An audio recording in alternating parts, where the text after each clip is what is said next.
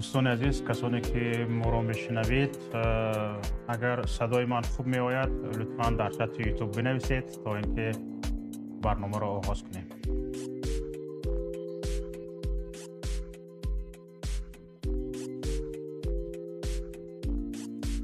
لطفاً خبر میدادید که صدای من خوب می آید و مرا خوب میشنوید.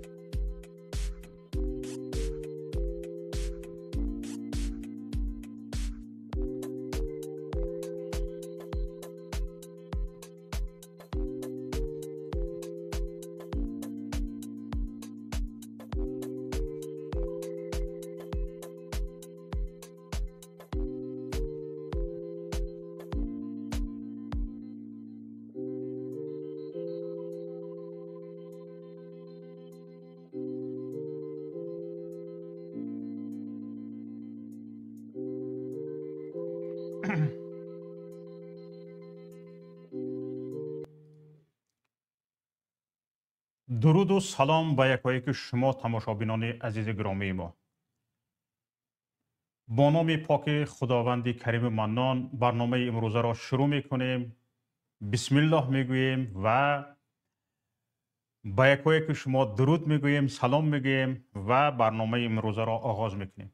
تماشابینان عزیز، امروز خوشبختانه پروردگار کریم منان باز ما را به دیدار هم رسانید و امید است که این برنامه امروزه ما گرم خواهد بود و با هم دوستانه صحبت خواهیم کرد و اگر یگان موضوع موردی بحث باشد اگر بحث هم خواهیم کرد تا اینکه به یک خلاصه رسیده باشیم. دوستان عزیز، ما در اعلان برنامه گفتیم که ما در امروز چیکار میکنیم؟ در امروز درباره مسئله های داغ روز صحبت میکنیم. چنانه که در شبکه های اجتماعی پیگیری میکنیم تماشابینان عزیز، در این شب روزها داغتر از همه مسائل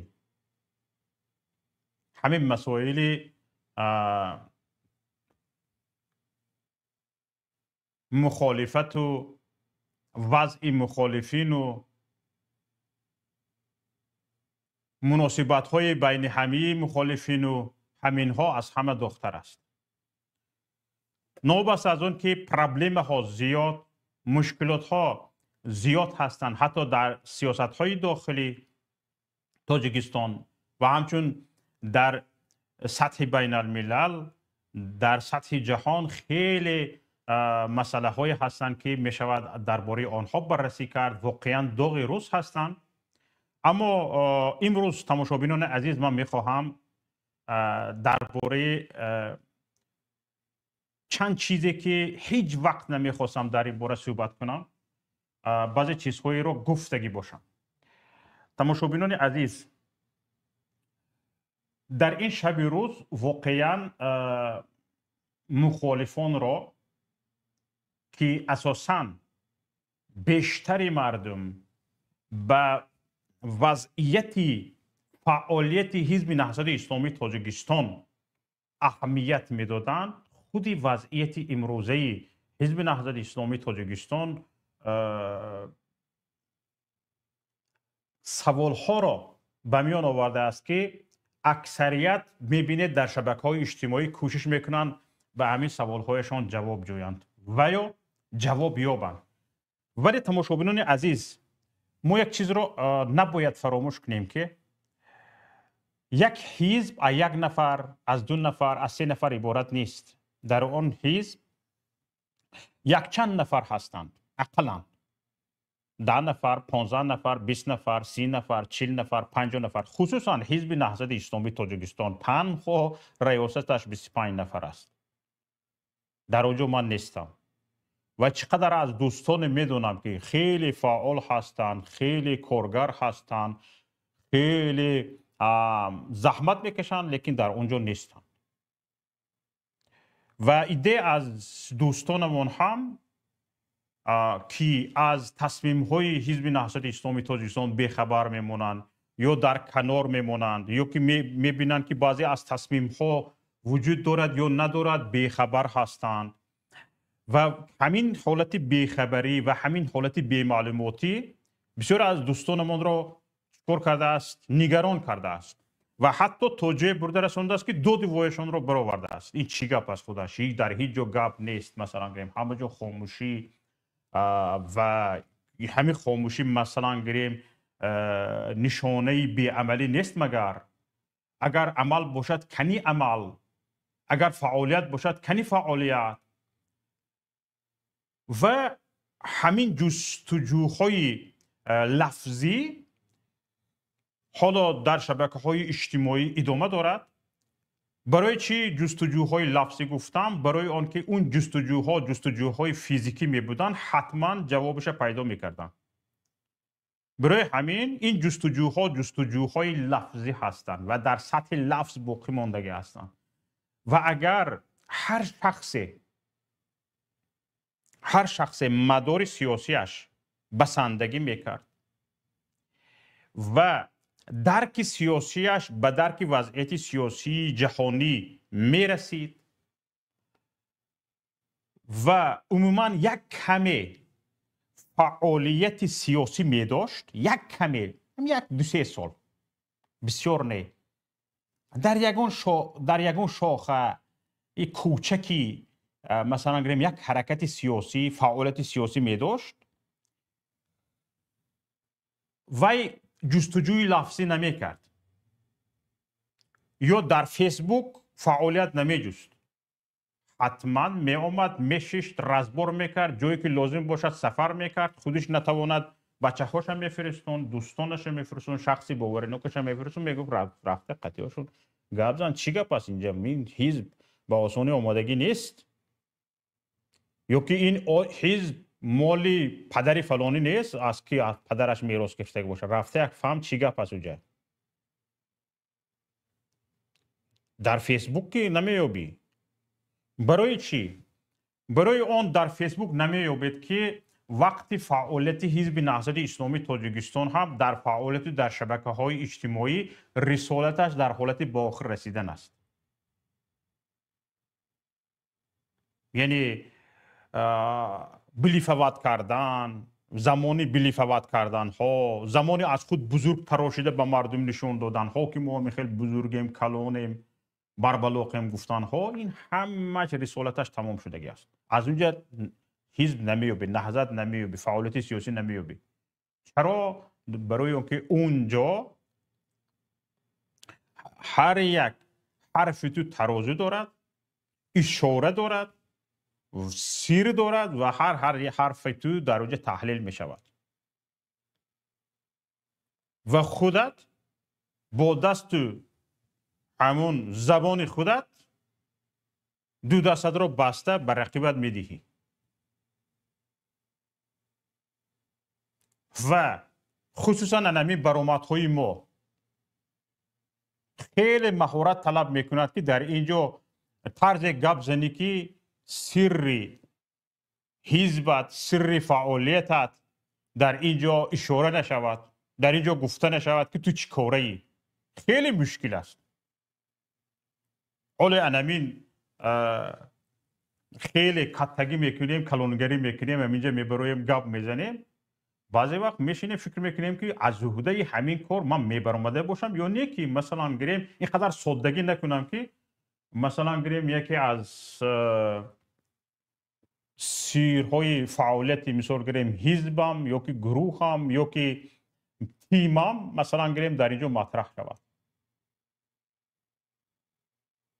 برای همین اولش که همین مسئله اومده واقعیان هم حزب نهضت اسلامی تاجیکستان دلخواه حزب همین حالت بنامین توانایی حزب نهضت اسلامی تاجیکستان به همین حالتش دلخواه حزب به همین حالت گرفتار میشه. چرا؟ یگان جای پنهانش نیست دوستان عزیز. همین شب روز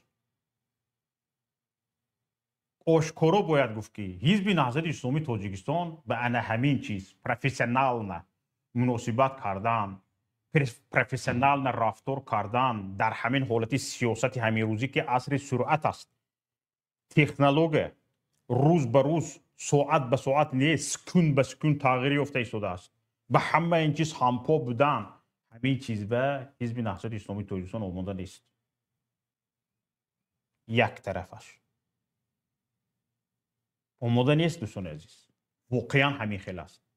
حالتش همین خیلی است. ولی ما مثلا گریم حکومت تاجیکستان تنقید میکنیم، بیک صبر تنقید میکنیم، اینترنتش تنقید میکنیم، لیکن در حزب نهضت اسلامی تاجیکستان هم همین بحرانی که مثلا گریم هم پای مثلا گریم سیاستش رو، تاکتیک های سیاسیش رو هم پای زمان بوده پیش بردن، ضعف دارد، کمبودی دارد، پایش میلنگد. چرا؟ خیلی در این حالت شخصانی نزاعشناس در کار، نزاعشناسانه که با سیاست های بین المللی، با نزاع های بین المللی، اصول های نزاعی بین المللی همین زمانه شناس باشن. دوم، شخص های آگاه از تکنولوژی حاضر زمان لازم است. به این در فیسبوک 4 کلمه نوشتن و در یوتیوب مثلا ولوله کردن این سیاست نیست دوستان عزیز. و چیزی که در فیسبوک و یوتیوب می شود کرد به پیک رفته رسیدگی است.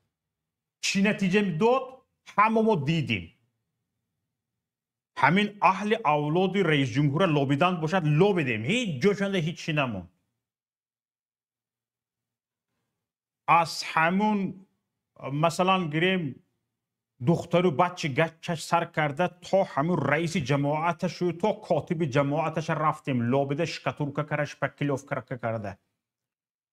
نتیجهش رو هم دیدیم، دونسته شدم. یعنی نتیجه دودگیش همین شب روز دیده ایستادگی مون است. این پیکش به رفته رسیدگی است.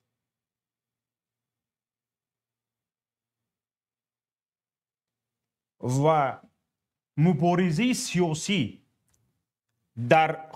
از خارج ایستاده، در 6000 کیلومتر تاجیکستان ایستاده، چی باید کرد و در اینجا چی میکردی هم به همین سوال هر یک نفر باید خودش جواب جوید که در انامین محدوده اروپا ایستاده،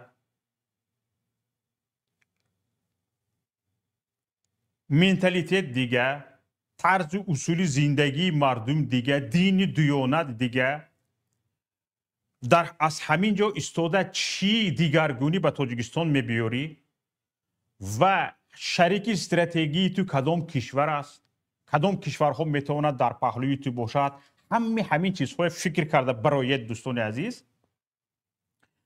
و در اینجا چی کار کردن ممکن است؟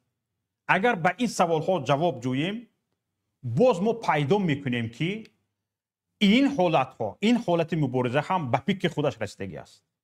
یک حزب در مهاجرت، در غریبی، در 6000 کیلومتر دور از کشورش، اقلا در سرحد کشور نیستیم، داخلی کشور اون طرف است. حالا داخلی کشور هم گپ میزنیم، اقلا در سرحد کشور نیستیم، در 6000 کیلومتر. و کشور میزبان سیاست های خودش رو دارد، اصول رفتار خودش رو دارد و مخالفین سیاسی باید در اینجا چگونه رفتار کنند، طلبات خودش رو دارد. و همین را جمع کرده برآمده. انصاف باشد یک بار فکر میکنید که یک حزب سیاسی مخالف با حکومت جمهوری تاجیکستان در همین اروپا چیکار میکرد؟ چند از ولوله ها رو میبینیم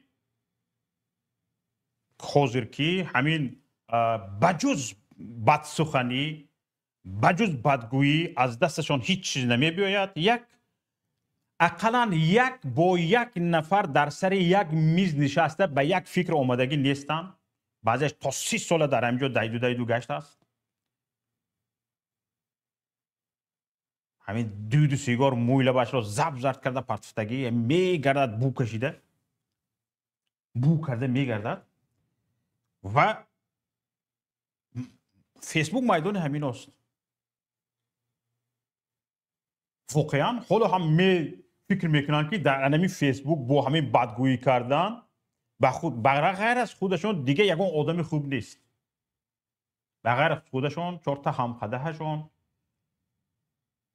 دیگه یگان آدم خوب نیست. درست با چند کس میتونن رفته همقده شوند، مثلا گریم اوش خورن، مثلا گریم کباب خورن، سطح بزنن، لیکن مسئله سیاسی دو کس در یک فکر اومده نمیتونن. باز همین ها تنقیدگری حزب نهضت اسلامی تاجیکستان هستند. باز انانه همین ها دیگه ولوله ها تمام جهانبینیشون و فهم و درکشون جمع کنید، از همین یوتیوب فیسبوک برین برآمده نمیتونن. همین آدم حزب ساختنی و همین آدم آلترناتیو ساختنی یگان بار همین ولوله ها یک بار خودشون در یک همین کمترین، پسترین، عادیترین، پایانترین نهادی یک حرکت سیاسی فعالیت کرده مدارشون رو سنجیدگی نیستن که تا چه اندازه در روی ترازوی مثال گریم سیاست برکش دارن. یک بار در پسترین نهادی یک حرکت سیاسی یک سال دو سال کار کرده اقلا در اونجا فعالیت برده مدارشون رو سنجیدگی نیستن که برکش چقدر. حالا انمی تاکتیک هایی که واهمه هایی که گفته ایستادیم اگر مثلا کار میداد همین ساکاشویلیه تاکتیک هاش کار میداد. ساکاشویلی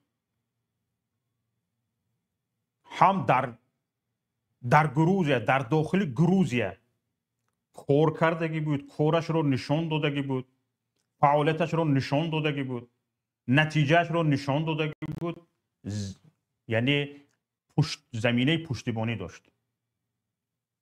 در اوکراین چینوونیک بود، دستگیری مثلا یک کشور داشت، نه فقط اوکراین، آمریکا پشتیبانش بود، چونکه او خارج التحصیل آمریکا است و همگان میدونیم که از جانب آمریکا پشتیبانی میشود. چندین میتینگ های مثلا گریم انا حاضر انمی میتینگ حکومت گروزی چپه میکنه ساکاشویلی پرزیدنت میشد رو تشکیل کرد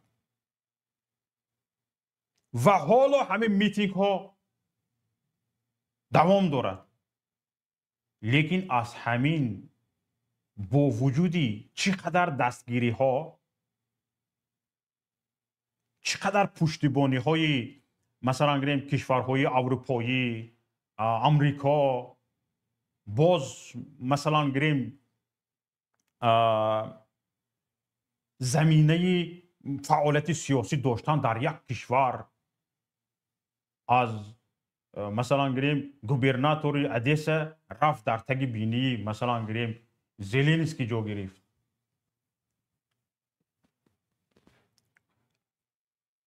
با وجود همین با یک مثلا گریم تاکتیکی سیاسی رفت در زندان گزید. در زندان در حالت پوسیدن است.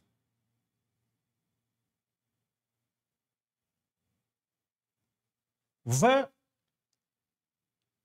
اگر همین واهمه چی های ما کسانی که حاضر واهمه داد وای کرده ایستادن انقلاب میکنیم، این خیل میکنیم، این خیل میکنیم، مکسیمال کاری میکردگیشون میتونستن اقلا همین مثل ساکاشویلی میکردن اقلا همونه، یعنی ایزی پایش به رفته رسیده نمیتونی، چونکه زمینه ها پشتیبانی دارد، پشتیبانی در داخل دارد، در همون دولان های حکومت داشت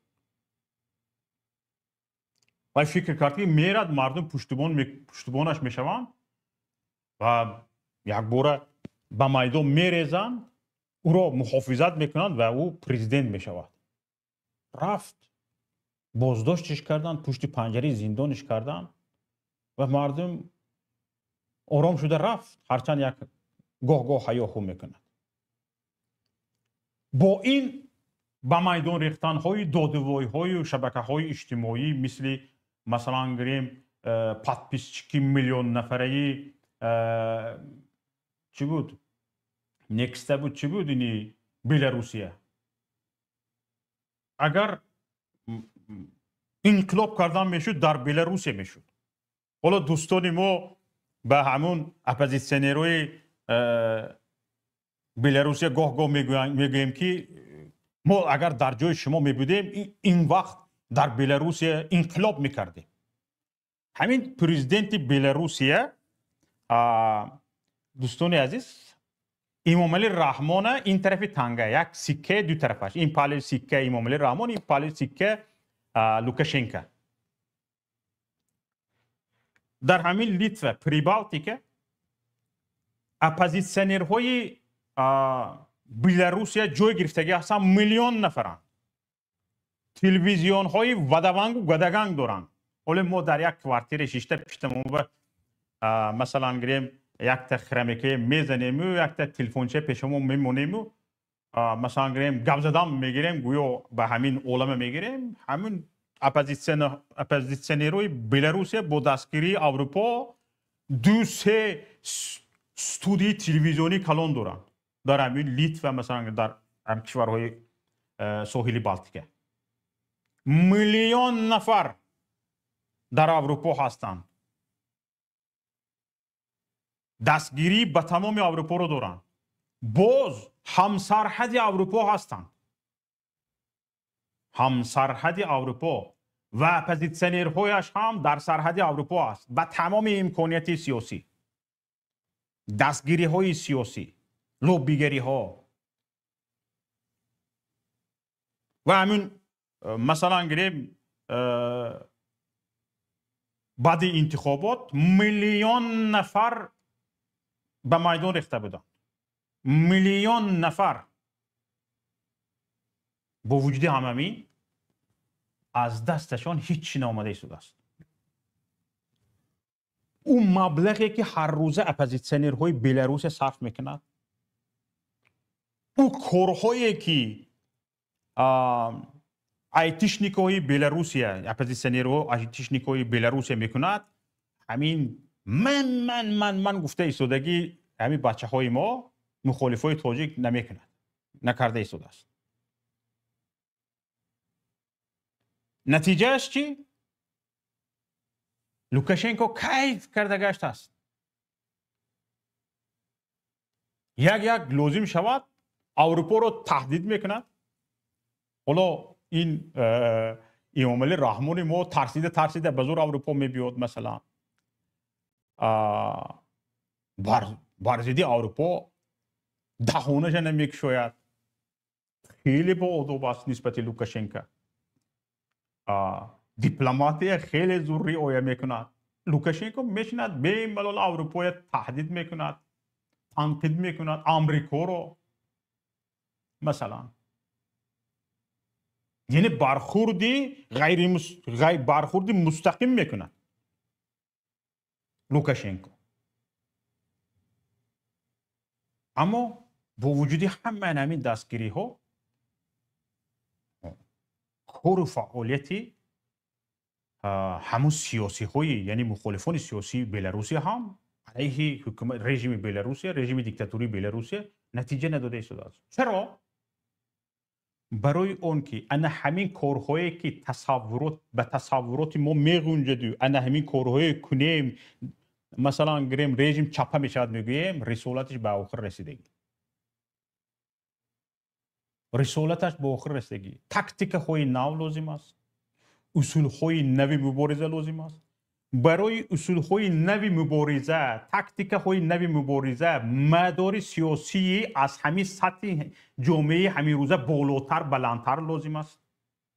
فهمیش درک سیاسی از همین حالت بلندتر و بالاتر لازم است. هم تو بلیفوات که نمیشه حل وای سخن به تو کنی، تو گابزان فلونی گابزان چتا گابزان حکومت تنقید کن، این نه دوستان عزیز، این کارها رسالتش با آخر رسیدگی. همین تاجیکستان رژیم تاجیکستان بد است، همین رژیم امالی رحمان بد است، همه میدونند. در تاجیکستان کسی نمیدونستگی نیست. حتی آنهایی هم که مثلا گریم دست پیشی بر هستند، همونها میدونند که همین رژیم بد است. لیکن چی باید کرد که در تاجیکستان رژیم دیگه شود؟ به این سوال حالا جواب دیگر باید جست. و کسانی به سیاست، به تیم، به گروهی کاری جمع کرده می شوند که سطح فهمیش درکشان اقلا همین چیزها به الفبای همین چیزها به صرفا می رفتگی باشد. اقلا مدار سیاسیشون به برنامه ریختن، به استراتژی ترتیب دادن نمی رسیدگی باشد، اقلا همین رو درک کرده توانند که انمی رسالت حیاهوی بلافه بعد گذشتگی طرح نو، طرح دیگر انداختن در کار.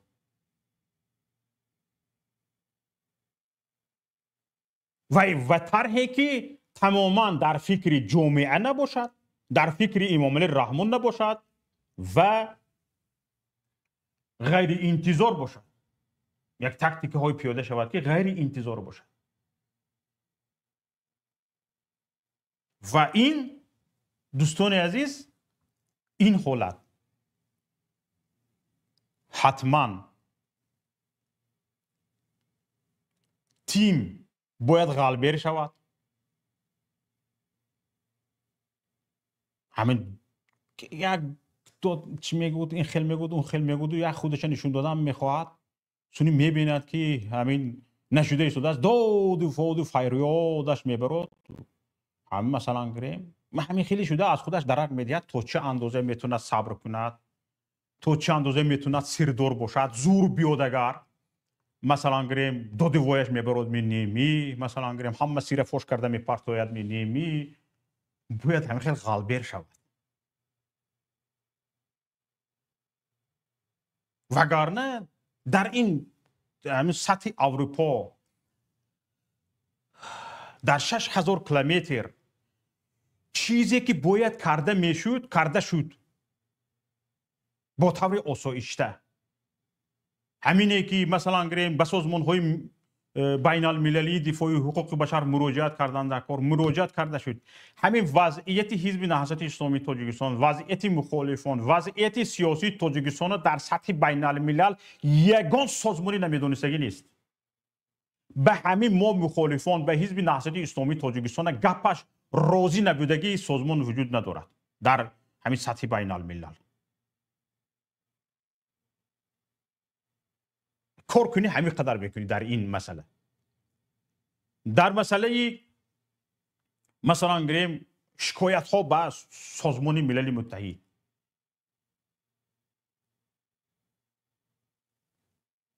در سطح اتحاد اروپا چند رزولوسیون های اتحاد اروپا رو داریم که همین ها نتیجه های کارها هستند. همین کار میکنی در اینجا، چیکار میکنی دیگر؟ همین نمیکنی. از این زیاد یک بار کلت به غنجون چیکار کرده میتونی؟ هست بعضی کارها حالا اشاره میکنم که او کار سیاسی نمیشود، او کار سیاسی نیست. بسیاری ها فعالیت سیاسی از همون فعالیت های فرهنگی و مثلا گریم رو بشین بیای برادری و مثلا گریم جمع شو و همین ها فرق کرده نمیتونن. ماکسیمال نیست. حالا همین ماکسیمال نی اومده رستگیش مثلا همین سودی گاگم. حالا چی نتیجه میتید اتایینه، لیکن اومده پیکش برسید که مثلا گریم درس با طور آسایشته، با طور قانونی طبق طلبات بین المللی یک حزب در دایره صلاحیت های خودش چکار رو میکند همش رو کرده ایستاده است. همین رو مثلا گریم حزب نهضت اسلامی تاجیکستان دوستان عزیز خوب بگذار سوس فعالیت است، کم فعالیت است مثلا گریم، یا اینکه فعالیت نکرده شده است. همین کارهایی در سطح بین الملل کردگی حزب نهضت اسلامی تاجیکستان رو یک روی ترازو مانید. در سطح اتحاد اروپا، پارلمان اتحاد اروپا، سازمان های بین المللی، سازمان ملل متحد، سعودی گاگا، همش یک طرف ترازو مانید و همین مخالفان دادوایه گپ کار فعالیتش یک طرفی ترازو مانید. گپ زنید که در همین شرایط همین روزی در تبعید بودن، یعنی در مهاجرت بودن، در پناهندگی بودن، در میان 4 دریا تختبند بودن، یک حزب سیاسی مخالف چکار کرده میتواند همین در معنی سرتون غنجونید اول و بگوید که همین فلان کارا میکرد نکرد و نسبت دیگه همین ولوله هایی که حالا علیه حزب نهضت اسلامی تاجیکستان زبان تیز کردن، همش کار فعالیتش یک بار آسانجی گذارونید که همون کی است خودش چیکار کرده است بغیر از همین بدگویی کردن.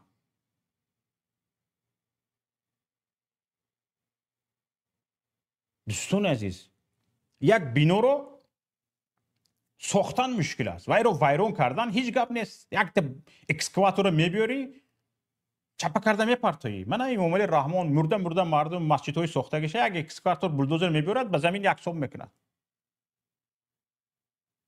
وایرون کردن آسان است، یکی بنا کردن خیلی زحمت ها داره، خیلی زحمت ها داره. کسانی که تماشابینان عزیز، کسانی که میخواهید گپ زنید، یگان فکر و اندیشه دارید در این باره، آزاد همین که وارد شدید من شما رو بالا میکنم گپ میزنید. هر کسی که میخواهد گپ زند لینک استریم در چت یوتیوب گذاشته شده است، میتونید از توسط چت یوتیوب لینک استریم رو یافته انگشت زنید یا اینکه کلیک کنید توسط آن وارد استودیو شوید و حتما صحبت میکنیم و فکر و نظر شما رو هم در این باره میشنویم. و حالا بعد از این چی باید کرد؟ بعد از این دوستان عزیز باید شخصان صادق، امانتدار، با وجود همه فشار و تضییق و همه چیزهایی که هست سیردار، مثلا گریم وزن رنجشش هم باید برکشیده شدگی باشد که تا چه اندازه مثلا گریم بزودی دادی وایش میبراید. همه این چیز باید سنجیده شده گذارد و بعد در فعالیت سیاسی. حالا ما خودم در یگان جایی مثلا گریم حزب نهضت اسلامی تاجیکستان نیستم، در یگان چیش، در یگان مسئولیتش، لیکن حالا اگر به یگان مسئولیت مرا سزاوار نداند هم نمیرنجم. چرا؟ واقعا درک میکنم که مثلا گریم این کار ساده نیست و اگر به یگان مسئولیت من سزاوار دانست،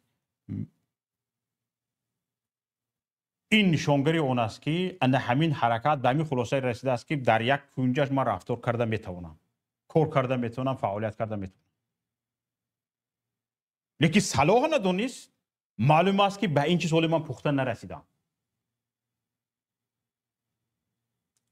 و در همین شرایط همین روزه باید هر یک نفر فکر میکنم همین نظر رو داشتگی باشد. چرا؟ این حالت اگر همین نظر باشد، انسان کوشش میکند که یک کمبودی فعالیت رو بقپد برای برطرف کردنش و از همونجا وارد شود و ثابت کند که آدمی ضروری است. این همین که گپ و بلیفوات که نمیشود دوستان عزیز. و وقت دیدی که مثلا گریم همه انمی به نظر خودت کار کرده ایستادی تو وابشه آدمی گرینی میتونی حق کنی به نظر تو، لیکن دیده ایستادی که مثلا گریم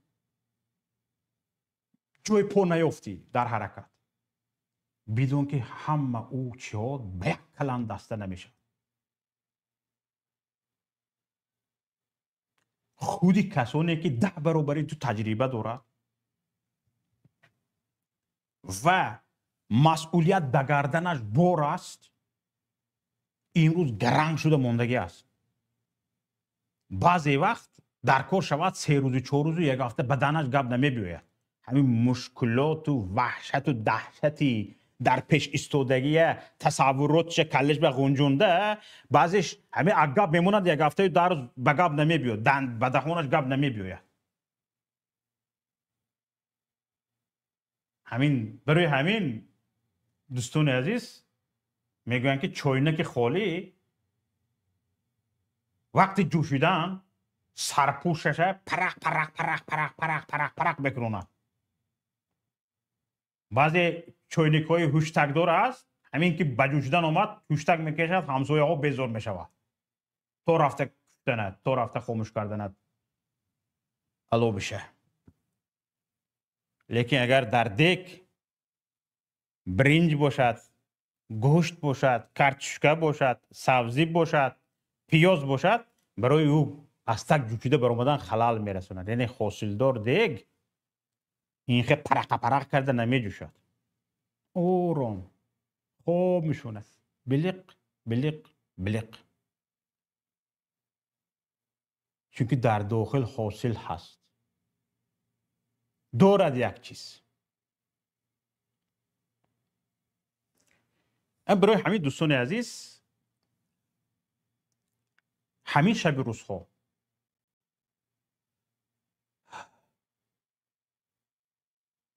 مداری سیاسی ما نمیرسد، باید اون رو بالا کنیم، تحصیل کنیم، پیش برویم و اگر کمک لازم است،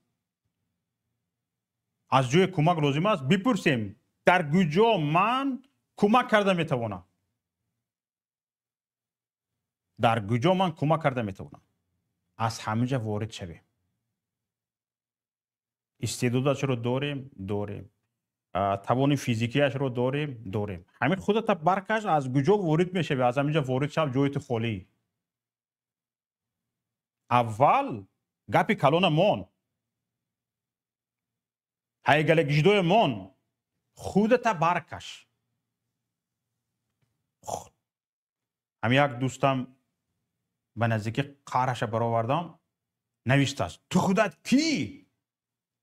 همین سوال به خودت دوستان، تو خودت کی؟ همین فرض کردیم همین سوال شوکت محمد ندادو، خودت به خودت دی. یک ترازی به مون به این مثلا گریم بولو پریدن هیچی نمیشوی، چونکی همین از گپت رو بر میکشن. همین اکثریت همین کسایی که بولو پریدن دارد هر روز گپ میزند، گپش رو میفهمیم که در سطحش در کدوم ترازی است.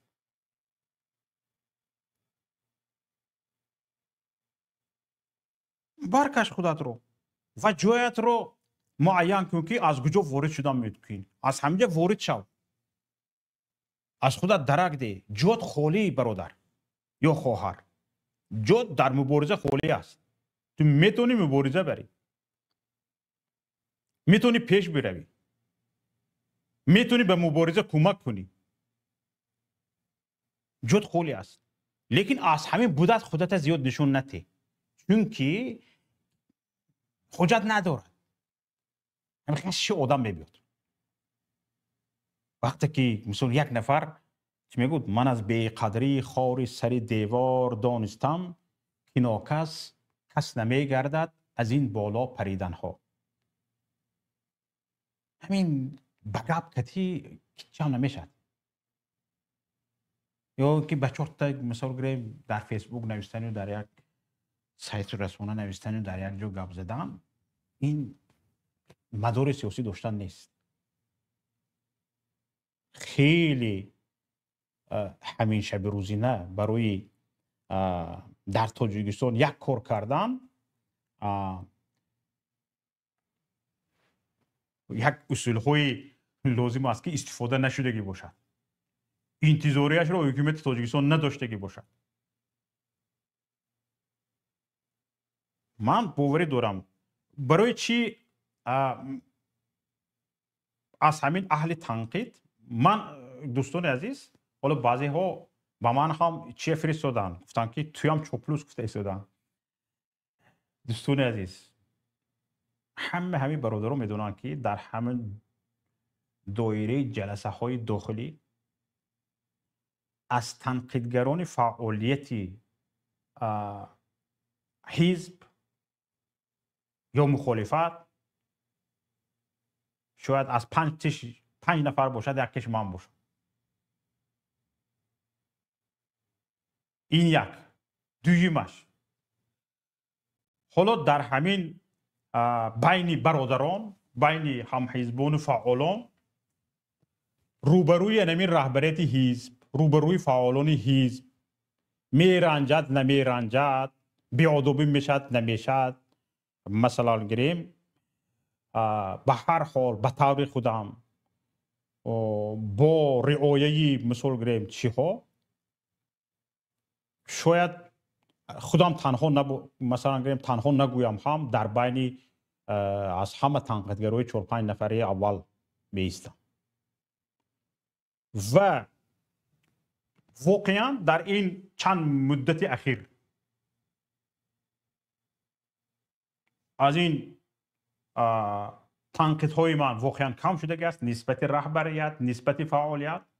برای چی؟ برای اون که به این درک رسیدم که دیدم همین چیکار کردن در کار، همین بعد اساساً در اهل یعنی مردم اساساً فعالیت ما رو میدید، ما اهل رسانه رو میدید، کسانی که همین یک برنامه داشتیم یا یک چیز داشتیم برآمده گپ میزدیم فقط ما رو میدید، ما رو مردم بردار میکرد، تزوری گفته، بعد ما بوده میگیریم رفته مردم میخواستیم زبون کوتاه کنیم که شما کار نکرده ایستادید، کنی کارتون کنی فعالیتتون. لیکن همین شب روزها شاید 1 سال آخر باشد من دیدم که واقعا در بین همین بچه ها شاید از نفرهای آخرینش من باشم که مثال گریم یکان همین مسئله فهم و درک سیاسی داشتگی باشم ده. برای همین دوستان عزیز این شب روز شاید نهضت تا این که مدار سیاسیش برای یک مبارزه سیاسی معاصر مثلا گریم بسندگی نمی کند، شاید متخصصان رو دعوت می کند، مثلا گریم با متخصصان کار می کند. لیکن این هم مشکل است چون که مثلا گریم در با کی رو گپ زدیم، ساکاشویلی رو گپ زدیم، مثلا گریم آمریکا جانب دارش بود، اروپا جانب دارش بود، در مثلا گریم در اوکراین خودش چینوونیک بود، تمام امکانیت ها را داشت، تمام دستگیری ها را داشت. احوالش این است. این مخالف های بلاروسیه، احوالشان این است. حالا مخالف های ایران را دیدید حالشان چی شد با وجود دستگیری مثلا گریم اسرائیل و آمریکا و همش بزغاله شده موند. همین حزب نهضت اسلامی تاجیکستان یگان دستگیری ندارد، از یگان جا، از یگان کس، از یگان گروه، از یگان کشور دستگیری ندارد. یگان کس در پهلویش نیست. خصوصا همین اروپایی که در همین جا هسته شاید در همین گیرودارهای آخر دست همین اروپایی هم وجود داشته باشد.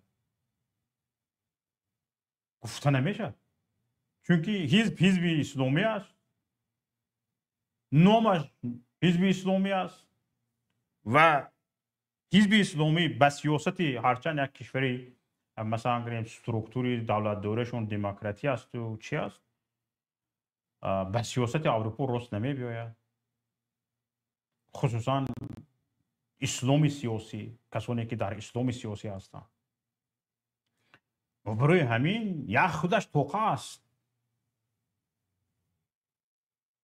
و یگان حکومت باشد برای ویران کردن این حزب کمر همت بندد ممکنه، اما برای دستگیریش نه.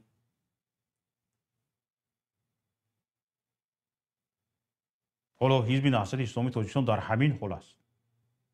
باز ما نمیدونم به کدام کله، به کدام فکر، به کدام اندیشه انسان ها پیدا میشن میگن که با انمی خیلی میریم، انمی خیلی میریم. بگذار یک بار در بساط بودگی روی میز گذار برادر، در بساطت بودگی روی میز گذار بینچه چی هست در اونجا.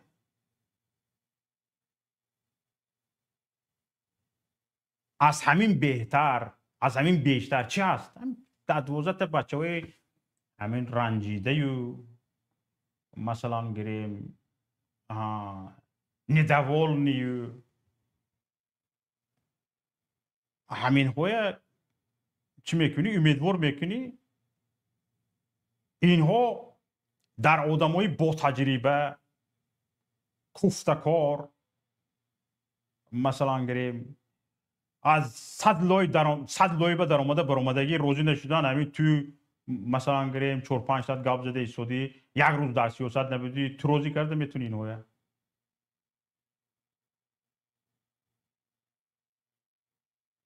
بعد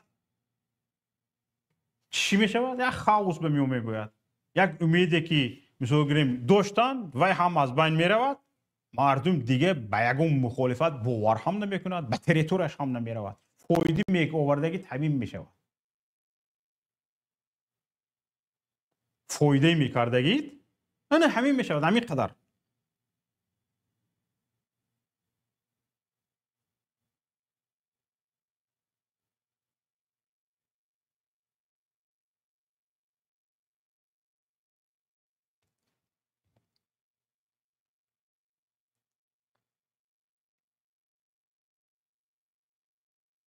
دوستان عزیز، من خیلی گفتنی های زیاد دارم و کسایی که مثلا به این گپ های من راضی نیستید، فکر نظرتون دیگر است، یکون فکر نظری آلترناتیوی دارید، مرحمت بفرمایید، برابر وارد شدنتون من سر میتونم گپ زنید.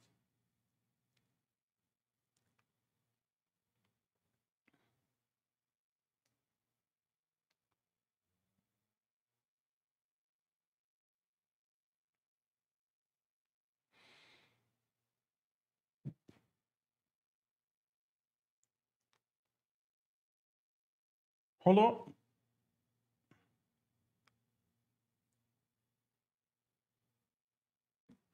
بعضی برادرها در داخل تاجیکستان هستند و از داخل تاجیکستان ایستاده فعالیت میبرن. مثلا تقریبا طول 3-4 سال آخر بعضی اپراسیون ها یا عملیات هایی رو اجرا کردن که مثلا گریم حکومت تاجیکستان درک نیافته، فرض کرده درک نیافته است که این کارها رو کی میکنه، حتی در داخلی دالون های حکومت ایستاده. این چیز واهمه نیست، من نمیگم سیرانو یک دیگه روشونه خورده ایستادن، مثلا گریم اینش خالی میکند، دورش میکند، ویش برده زندانش میکند، اینش بالای کلش به مونده مثلا گریم پول مول دنیاش کانفیسکوات میکند، تو با مخالفین کار کردی گفته، لیکن یک دیگرش خوره ایستاده است. همون هایی که عملیات برده سودان نمیابند، نیافته سودان. این از کجا است؟ مثلا این از اون است که بعضی داشتن سیر، داشتن اسرار، داشتن امانت به یک مدارش به یک سطح معین رفته رسیدگی است. لیکن برعکس این چند کارهایی که من خودم آگاه نبودگیش نمیدونم، من خودم آگاه بودگیم مثال گریم دیدم که چند کارهایی که بود مثلا گریم در تاجیکستان خونسا شده رفت، یعنی پیش رویش حکومت گرفت. تقریبا دوستان عزیز شوخی نیست. این چیز باید اقرار کرد که تقریبا 80% تاکتیک‌های کاربری همین مخالفین خصوصا حزب نهضت اسلامی تاجیکستان و پیمان ملی تاجیکستان حکومت خونسا میکنه. خونسا کرده شده است تقریبا 80%. این یک صفری چی نیست، لیکن همین شاد و شفاف گپ همین است که قدرت حکومت امروز به این آماده رسیدگی است که تقریبا 80% همون عملیات های حزب نهضت اسلامی تاجیکستان یا خود پیمان ملی تاجیکستان خونسا کرده شده است. چرا که این تاکتیک هایی که امروز کار برده می شود، اصول هایی که برای وی مثال گریم موها کار میکنند، موها طرح میریزند و یا امانت میدارند، سیر میدارند و سرد میتیند، اصول حکومت غافل گیر میکردگی نه. بزودی مثلا گریم تخمین زده می شود، بزودی بولش کار کرده می شود، بزودی خونسا کرده می شود. برای همین برادران عزیز این شب روز روزهایی است که همه مانیم کسایی که در داخلی چهشون جوشیده می ایستان،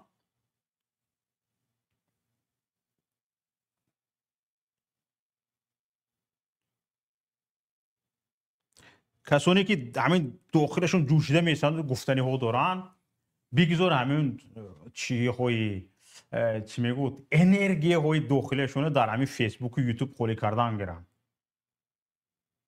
چون که این نه یک جوب خالی نکنید هم دیوانه شده میره و دادم جنی میشد. یک جایی همین انرژی های داخلی جمع شده ایستادگی، کار نه بار نه، همین فقط خورده خورفتن، همین انرژی یک جوب صرف کردن نکن. بگذار همین صرف کنن، یک کمتر همین داد میگم وای میگم یک کمتر خالی میشن، جامعه از شرشون نجات مییابد. اگر اونهایی همین خیلی داشته ایستی، حالا چی هم میگن؟ برای چی گپ نمیزند؟ برای چی نمیکند؟ برای چی جواب نمیتید؟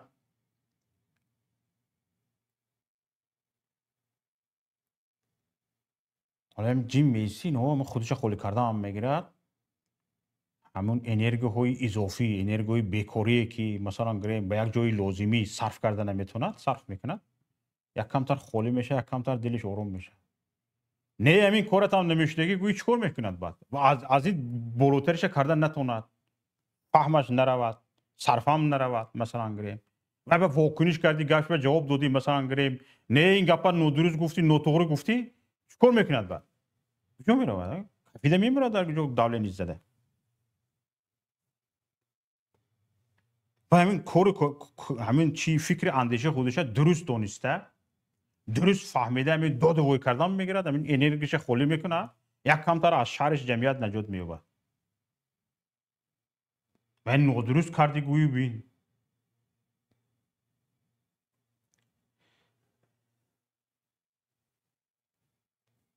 همین طور است دوستان عزیز.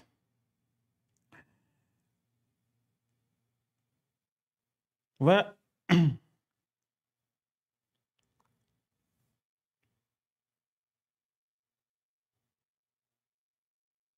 حاضر نویسته ایستادم میگم وارد شده نتوانست استفاده.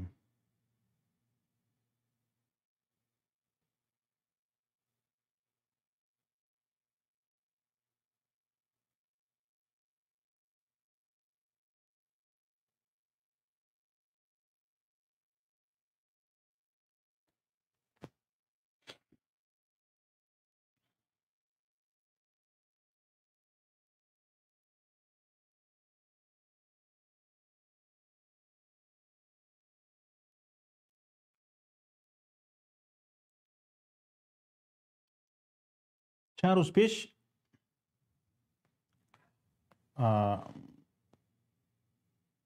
تقریبا یک 2 هفته زیاد شد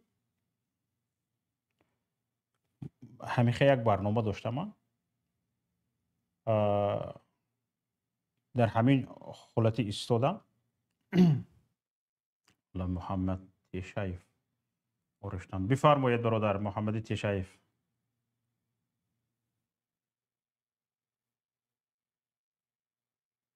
میکروفونتون رو فعال کنید گپ زنید. محمدی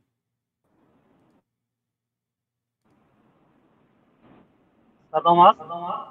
هست، صدایتون هست، بفرمایید. سلام علیکم و رحمت الله. و علیکم السلام و رحمت الله و برکاته. بفرمایید. بخشش که دیگر من در راه هستم با صورت هم صحبت کردن میکنم. من امروز قایدی دو برادر صحبت میکنم که بالای اونا هجوم شده است از طرف یک گروه برادران که خشون هم مخالف میگن. من راستی با او برادرها یگان نیستم. بگذار با برادر الهام جان یعقوب معاون رئیس حزب نهضت اسلامی ترکستان یگان خصومت داشته باشند یا یگان چیز داشته باشند. برادر تهمت رو تحقیر کردند و اون شرایطی که برادر الهام جان یا برادر عزیز گرامی دانشمند اسلامی یکی از چهره‌های جوانی برادر عبدالله عاقلزاده که در یک شرایطی سخت اظهارات داده بودند. در اون حالت ریاست حزب نهضت اسلامی تاجیکستان قرار برآورده بود که بالای کسی که یک فشار میآید اون دیگر اجازه است که هر اظهارات بکند بکند و اکثریت تقریبا 98% رئیسان ناحیه‌ها و ولایت‌های حزب نهضت اسلامی تاجیکستان هم خیلی اظهارات داده بودند در آن وقت و اینا حاضر همون اظهارات برادرها دستک برآورده اینا را به خائنی متهم میکنند. من برادر الهام جان یگان گفتنی ندارم. بسیار به این برادر از سبب فعالیت‌های سیاسی یگان خصومت داشته باشد یگان رشک داشته باشند، اما گپ من بالای برادر عبدالله عاقلزاده است. صدام هست؟ هست، صدایتون هست، صدایتون هست. صحبت من بالای برادر دانشمند اسلامی وارث پیغمبر برادر عبدالله عاقلزاده که خیلی یک جوان دانشمند، جوانی با اخلاق، با آداب و در برای میلت، برای اسلام که طریق شرایط وضعی بود خیلی خدمت های شایسته کرده است. یگان واهمه هم نشود تک تک همون دانشمندایی که در اروپا هستند یا در داخل تاجیکستان هستند و مثل این برادر عبدالله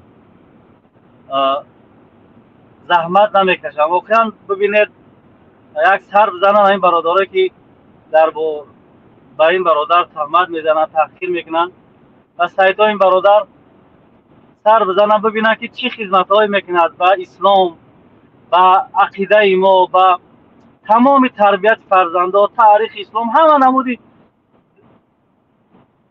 درس در به خاطری که خودش از استادا گرفتگی است همون را به مردم به واسطه شبکه‌های اجتماعی پیشنهاد میکند. ببینید زیاده از صدها درس ها دارد در یوتیوب کانال ها خودش، در هم سایت های اجتماعی خودش. نمیدونم چی انصافی برادرها در اینجا است. یک برادر جوان که با این جوانی عمر ریخته خودش مقصد در این راه داد، از وطن به وطن شده اومد، در خارج قدر زحمت ها میکشد و این برادرای ما میخیزند یک برادر دانشمند وارث پیامبر قدر تحقیر و تهمت میکنند. نمیدونم چی درد دارن، چی مشکلی دارن اینا. خدا انصاف شامتن و از این کارهای بده که در حق علما میکنن یا که وارث های پیغمبر میکنن دست بکشن. خیلی بگذار با برادر الهام جان اگه خصومت داشته مایلش بگیم آدمی سیاسی است. واقعا برادر عبدالله یک شخصی است که خدمت میکنن. همین به برادر شفقت جان گفتنی های من دیگر اما چیزی ندارم. سلامت. تشکر زیاد برادر عزیز، سلامت باشید. حالا این برادر گرامی ما به یک مسئله اشاره کردن که واقعا همین مسئله هم خاموش بودن کمال نامردی است.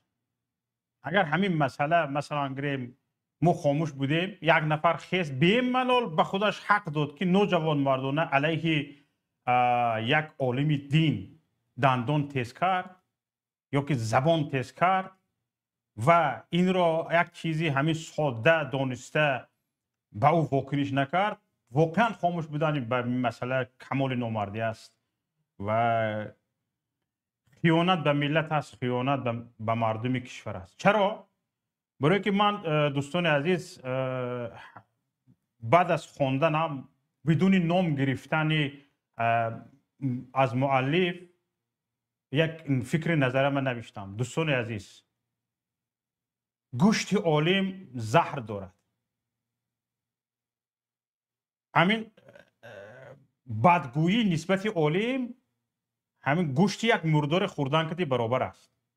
خداوند غیبت و بدگویی نسبت یک نفر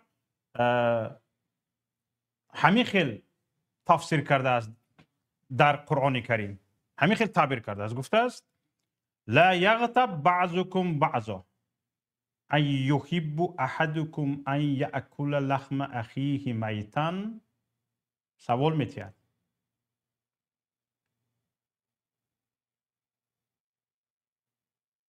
غیبت نکنید نسبت همدیگر، ولا تجسسوا ولا یغتب بعضکم بعضا. شما جساست نکنید، گپی نگوش کرده به وای برده نرسونید. مثلا گریم در یک جلسه شرکت کرده، در یک مجلس شرکت کرده، اونجا چند چیز گفت و از وجه برده به دیگه کس برده نرسونید، به کسی دیگر برده نرسونید. این جاسوسی است، این جساست است. ولا یغتب بعضکم بعضا، یک دیگرتون غیبت و بدگویی نکنید. خداوند سوال میتید، میگوید که آیا شما دوست میدارید که یک برادرتون مردگی است، در پیشتون مرده برادرتون است، گوشتش همین رنگ سگ گرگ کنده کنده خورید، فکرهتموه، همین گپ گفته شود همه بینش غنچه میکند، بد میبیند. آخر خیلی یک گوشتی برادر مردگیش کنده کنده میخوره رنگ سگ گرگ. بد میبینید این چیز رو.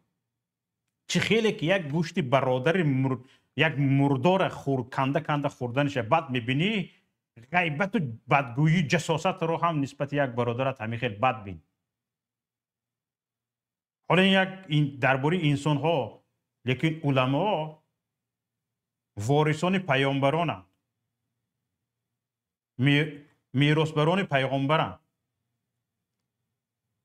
انبیا لم یرثوا درهما ولا دینارا. انبیا درهم و دینار به میراث گذاشتگی نیستند، ولکن یرثوا علما، ولی علم به میراث گذاشتگی هستند.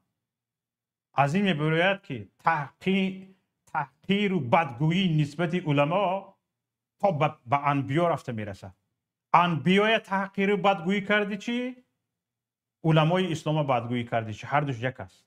برای همین کسانی که گوشت عالم خوردن حرکت میکنید، گوشتش زهر دارد، زهر خوردگی میمرد، زهر خوردگی زهرآلود میشد. بدنت که زهرآلود شد پرالیچ میشی، جابشین میشی، شل میشی، کر میشی، کور میشی، جابشین میشی. خدا میزنه از الله ترس.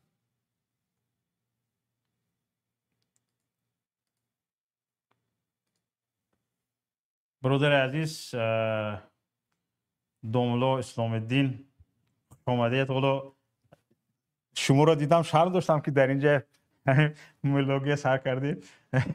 گپم گم شده رفت. استفاده داشتم دیگر دوام میدادیم. سلامت باشید. حالا هم برادر محمدی اینجا وارد شده بودن، در همین باره گپ شدن که بعضی از دوستان خودمون درباره دوملا عبدالله عقلزاده استادمون بدگویی کردن و درباره الهام جان یعقوبوف همینه به همین اشاره کردن. حالا پیش از اون که من به شما سخن تیم یک همون جایی میگفتگیم تموم کنم. بسیار خوب میشه. فرمایید.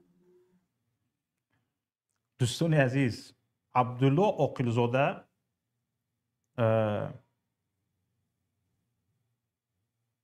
به نظر شما یک نفر کوچک است، نظر نوگیر است.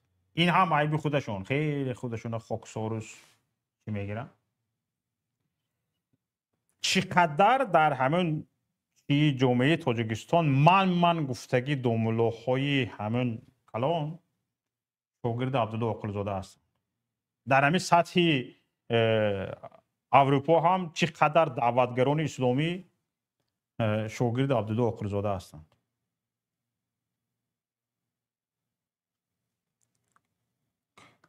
مثل اپاراتی همین автомат کتاب ترجمه میکرد. 10 کتاب ترجمه کرده همون درجه های بلند علمی حالا روی چوب ندیده است، در همون چیشون خورفته است.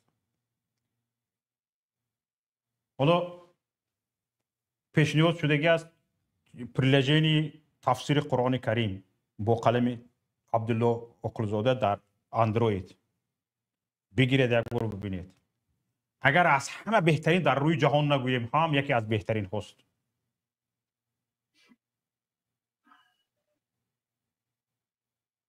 این آدم یک گنجینه ملت است، گنج ملت است، بریلیانت ملت است، دارایی ملت است، غناوت ملت است.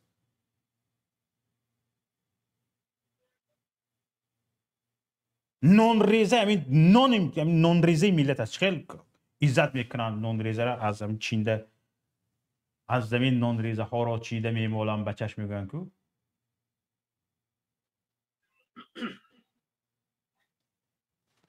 زبانت میسوزد. بدگو مسئله الهام جان یعقوبوف. حالا درباره عبدالله عقلزاده گفتیم. همین الهام جان یعقوبوف هم دوستان عزیز نه بس از اینکه شخص خاکسار است، گویی میرود، چکی گویی میکند، مثلا گریم ایرپورت بیاگویی ایرپورت میرود، گرانیتس بیاگویی گرانیتس میرود، فلان سازمان گپ زن گویی فلان سازمان گپ میزند. نو بس از همین خاکساریش بگجا گویی پریده رفتم میگیرد. انسان کوچک نیست دوستان عزیز. یک اپیزود بگذار به همه اشاره نمیکنم چون که شاید اینم یک سر باشد، نمیدونم. یک اپیزودی که خودم شاهد بودم در همین کنفرانس سازمان امنیت و همکاری اروپا یک ملاقات دایر کرد که اون ملاقات اگر همون آدم ملاقات کرده همون گپش رو، یعنی همون وعده اش رو اجرا کند، در همون فعالیت مخالفین خیلی و خیلی یک دیگرگونی های بزرگ به میان میبیاید و حالا هم در همون صدد گفتگوزارهای گفتمانهای همین ها قرار دارد. همون چیز یعنی پیداوارش همونجا ریخته شدگی بود. شما حال درباره رهبرش گپ بزنید، همین الهام جونه که اینها حالی آدمی گپ زدگی به نام خودش یک بار برآمده صورتش نشون نداده است در همین 10 سالی اینجا در خارج بودنش، در پناهندگی بودنش. یکی دندون تیز میکند به نفری که شب و روزش رو فراموش کرده است. اگر مثلا گریم شرایطی اقتصادی، عموما شرایط اجتماعی الهام جان یعقوبوف باشد، تو تریتوری سیاست نمیبیایی.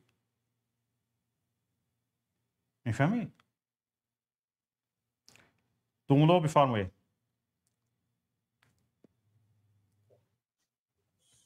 سلام علیکم و رحمت الله و برکاته. برادر شوکت جان، صدای مشکل است؟ صداتون خوب است. صداتون خوب است، کمتر مبین‌تر استید. تمام. شاید ببینم. انا نمیخیر. تمام. انا نمیخیر. با نام خداوند بخشنده مهربان، سلام و درود بر آخران پیام رسول الهی حضرت محمد مصطفی صلی الله علیه و سلم و اصحاب و خاندان خودش. بعداً عرض سلام و خسته نباشی خدمت همه برادران و خواهران گرامی و هموطنان محترم. در خدمت شما هستیم. اگر موضوعی باشد، سوالی باشد، هستیم. سوال من به شما برادر عزیز، فقط میخوام یک کمتر بی پرده صحبت کنیم، چون که مردم هم به صحبت های بی پرده، چشمدار صحبت های بی پرده هستند و شما تا به نزدیکی مسئولی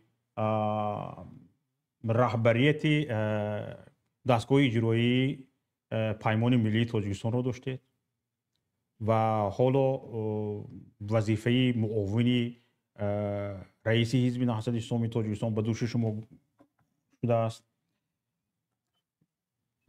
به شما سوال اولین همین است که همین عموما فکر کنید که همین شوکت محمد حاضر یک ژورنالیست بیگانه است، به حزب نهضت اسلامی تاجیکستان هیچ دخل ندارد، یک بیگانه با شما سوال جواب کرده است. بیاید همین خیلی کنیم. همین ما کار کرده استودیتون که اینقدر مورد تنقید قرار گرفتیم؟ نه فقط از بیگانه، حال سر شده از آدمای خودی. چی گپ خودش؟ خب، بار دیگر سلام و درود بر شما و بر همه بینندگانتون. حالا مسئله و فعل بالاتر از انتقاد است. اگر واقعا انتقاد می بود، این همه سرصداهایی که، اگر منظورتون از این همه سرصداهایی که در شبکه ها دیده می شود و از این همه قول هیاهوی و یا پرخوش‌هایی که در شبکه‌های اجتماعی دیده می‌شد، اگر این منظور باشد، این جوابش دیگر است. چون همه اون چی که در شبکه‌ها می‌گذرد و نوشته می‌شود، ما همچون مسئول چی در سمت رهبر دستگاه اجرایی پیمان ملی تاجیکستان بودن و چی حالا همچون معاون اولی رئیس حزب نهضت اسلامی تاجیکستان، همه اینها را مرور می‌کنیم، می‌بینیم، می‌خوانیم و اگر جای انتقاد باشد و واقعا انتقاد باشد، چون بین انتقاد و این همه سر و صدا هایی که در شبکه ها میگذرد از زمین تا آسمان فرق است. اگر انتقاد می بود، واقعا ما خوش میشیدیم و از اون استفاده میکردیم و حتما با اون نفری که چون این یک انتقادی سازنده دارد و علاوه بر این پیشنهادی دارد که برای بهتر شدن کار، ما یک بار نه 10 بار به سراغ چنین انسان ها خواهیم رفت. چون در این عصر و زمانی که ما قرار داریم، چگونه شما در اول صحبتتان بیان داشتید، واقعا مبارزه امروزه نیاز به چنین افراد دارد. یعنی انتقاد سازنده، با دلیل، با مدرک و بدون مثلا پرخاشگری، بدون دادوهای مثلا بی اساس. این مبارزه امروزه ما، نه تنها مبارزه، حتی جامعه امروزه تاجیکستانی ما، ملت ما نیاز به چنین انتقادهای سازنده دارد. اگر چنین انتقادها نباشد، ما از اون حالت کرختی و اون حالت شخص شده که هستیم هیچگاه بیرون خواهیم برآمد. اما اون باید انتقاد سازنده باشد و تنها انتقاد هم کافی نیست، باید در برابر انتقاد وقتی که انتقاد کرده میشد از نفری یا که از حرکت، از حزب، از خب تشکیلاتی، باید در برابر اون پیشنهادهای سازنده باشد تا اینکه بتوان از اونها استفاده کرد. اما این در مورد انتقاد، اگر واقعا انتقاد باشه که ما متاسفانه ندیدیم چنین انتقادهای سازنده که همیشه دنبال چنین انتقادها هستیم و میخواهیم که چنین انتقادها باشد و در علاوه بر انتقاد باز هم پیشنهادهای سازنده باشد، چی از جانب اعضا و جانبدارای خودی حزب نهضت اسلامی تاجیکستان، پیمان ملی تاجیکستان و چی از بیرونی این تشکیلات ها که مورد استفاده قرار بگیرد. و حتی ما چگونه که گفتم چنین در وقتی که چنین انتقادها مشاهده شود، چنین پیشنهادها باشد، حتما ما با سراغ اون نفر خواهیم رفت بارها و از او در این مورد کمک خواهیم گرفت و تشکر هم خواهیم کرد.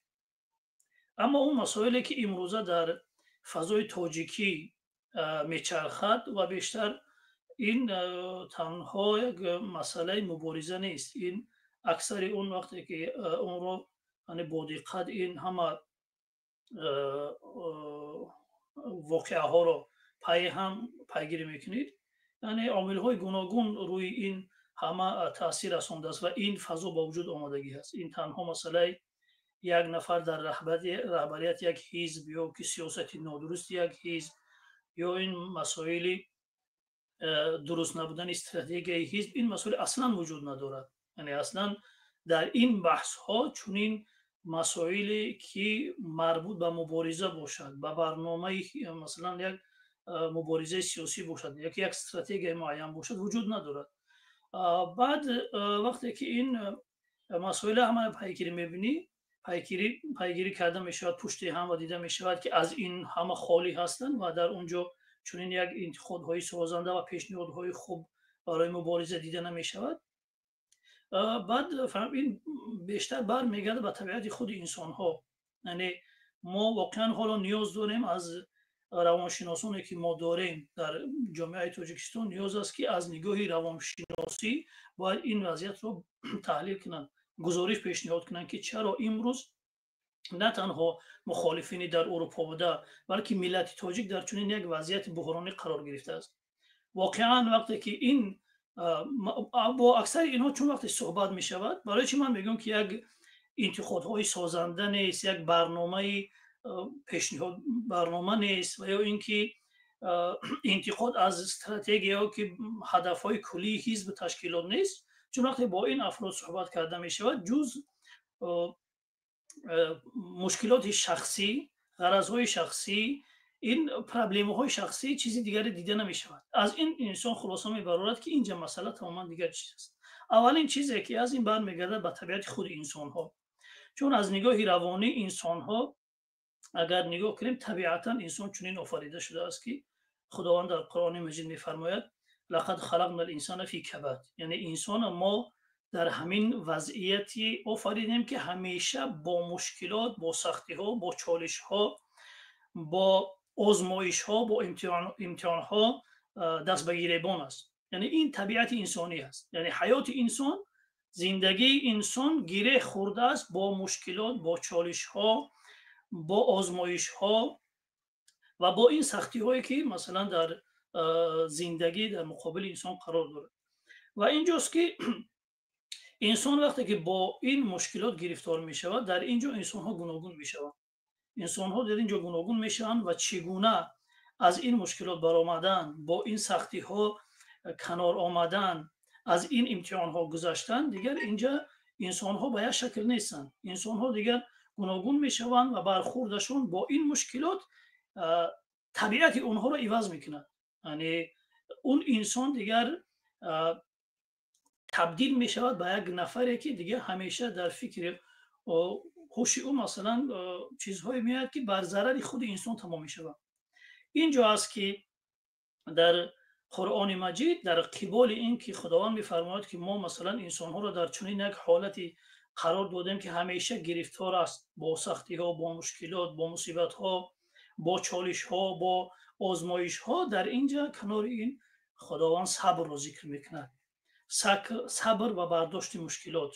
یعنی صبر چی؟ صبر حالا شاید خیلی تفسیرهای میکنه در مورد صبر. متاسفانه وقتی یک انسان با خودش مشکل پیدا میکند، یعنی با خودش مشکل پیدا میکند و نمیتواند با خودش صادقانه گفتگو کند و اون واقعه هایی که در اطراف او با وقوع میپیوندند آنها رو درست برای خودش تفسیر کند، حتی با مفهوم ها هم مشکل پیدا میکند. امروزه ببینید در مسئله خودی صبر ما میبینیم که در همین فضای مخالفین مسئله صبر چقدر تنقیل میشود، در حالی که صبر در قرآن اینقدر با تکرار ذکر میشود.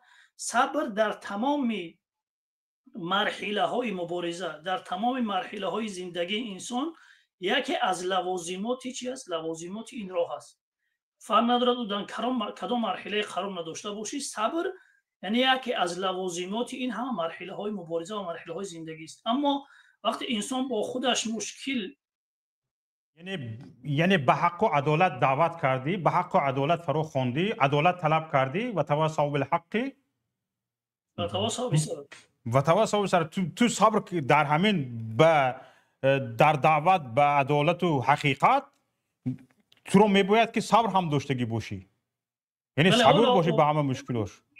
اینه که از لوازمات این راه هست. اما حالا مسئله روی این هست که وقتی برادران، حالا مسئله این است که این همه سر و صداهایی که در فضاهای مجازی میگذرد این را باید تفسیر کنیم که این علت این چی است. باید این مثلا ما آسیب شناسی کنیم که از کجا به وجود آمده است.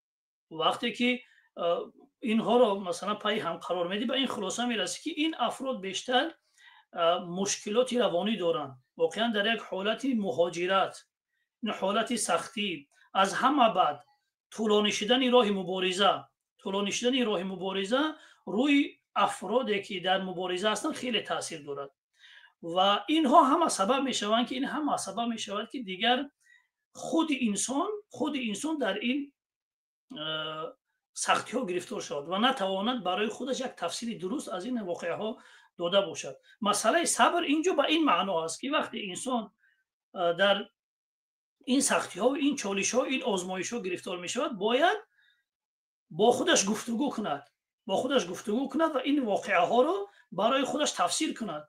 اما در دو حالت دارد اینجا. یک حالت این است که انسان در اینجا میآید یک ایجابی فکر میکند، مثبت فکر میکند که این مشکلات همیشگی نیستند، این وابسته به خود من هست و من باید تلاش کنم ملامت دیگران رو بس کنم، خب دنبال بهانه نگردم و تلاش کنم که این مشکلات رو مثلا به شکلی حل کنم.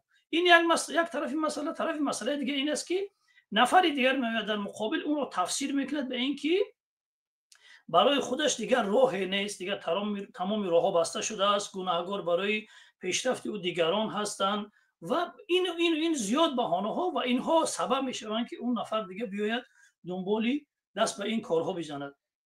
یعنی این مشکلاتی که مشکلات روانی هست واقعا که این بیشتر میسازد که روانشناسان ما واقعا کم نیستند در این مسئله باید صحبت کنن و این مسائل رو یک شکل تحلیل کنن، گزارش کنن برای مردم. اگرچه دعواهای مبارزه هست، دعواهای مثلا اصلاح هست، دعواهای نمیدونم دفاع از حرکت از راه مبارزه است، اما وقتی که اون مطلب ها خوانده می شود، وقتی که اون صحبت ها گوش کرده می شود، متاسفانه هیچ یکی از این غمخواری ها در اون مطلب ها، در اون نوارها دیده نمی شود. این مشکلات این هست. این یک مسئله که باید روش خیلی ما فکر کنیم و دقت کنیم. و مسئله دیگر که ما اکثر نفرهایی که ببینید، اکثر نفرهایی که در شبکه ها به این سر و صداها راه میدهند، اکثر اونها مثلا فیک هستند که مثلا خب شاید یک چند نفری باشد از داخلی نهضت، اعضایی که جانبداری نهضت باشند، از داخلی پیمان باشند، شاید خیلی نفرهای محدود هستند و قسمت اکثری که این بحث ها رو داغ میکند و این بحث ها رو با این سمتی تنش ها میکشد، نفرهایی هستند که بیرون از این مثلا اعضای بیرون از نهضت یا پیمان هستن میگه که اکثرا فکر هستن و اینها سبب میشن که این همه بحث های داغ با وجود بیاید و اون نفرانی که اعضا جانبداری یک تشکیلات هستند مثلا عضو یک تشکیلات هستند اونها وظیفه اونها اون است که این مسائل رو در داخلی اون تشکیلات مطرح کنند مثلا حزب نهضت اسلامی تاجیکستان یا پیمان ملی تاجیکستان تمام نهادهای این تشکیلات این پیمان ملی تاجیکستان حزب نهضت اسلامی تاجیکستان فعال هستند در تمام مثلا مناطق اروپا نمایندگی ها وجود دارد دپارتمنت ها کار میکند رهبر هست معاون ها هستند خب تمام این ساختارها وقتی فعالیت میکنند یک نفر اعضای نهضت یا که اعضای پیمان ملی تاجیکستان میآید و میخواهد که مسائل رو در شبکه ها حل کند این واقعا بیانگری آن هست که این اصلا از فرهنگ تشکیلات داری از فرهنگ حزب داری از اینو هیچ بویه نبوده است متاسفانه این خیلی جایی نگرانی است و اصلا این بیانگری آن است که این برادر یکی اینکه آگاهی خوب از فرهنگ تشکیلات داری یا که حزب داری ندارد این یک مسئله و مسئله دیگر این است که و نمیخواهد که این مشکلات راه حل خود رو پیدا کنند و با بیرون کشیدن و صحنه کشیدن این بحث ها متاسفانه برای حل کردن این پرابلم ها نیست برعکس برای آن است که این مسائل با چی هدف با چی مقصد در رسانه ها کشیده میشد که اون را خودی اون برادران شاید بهتر بدونن از ولی این همه رو من اصلا انتخاب کنم شما اگر چه انتخاب کنم من این رو انتخاب نمیدونم چون ببینید وقتی که این مثال که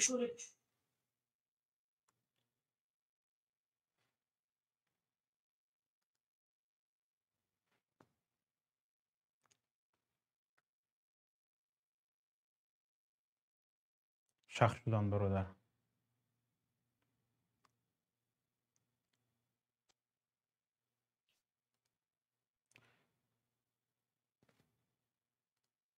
الو شخص شدید حالا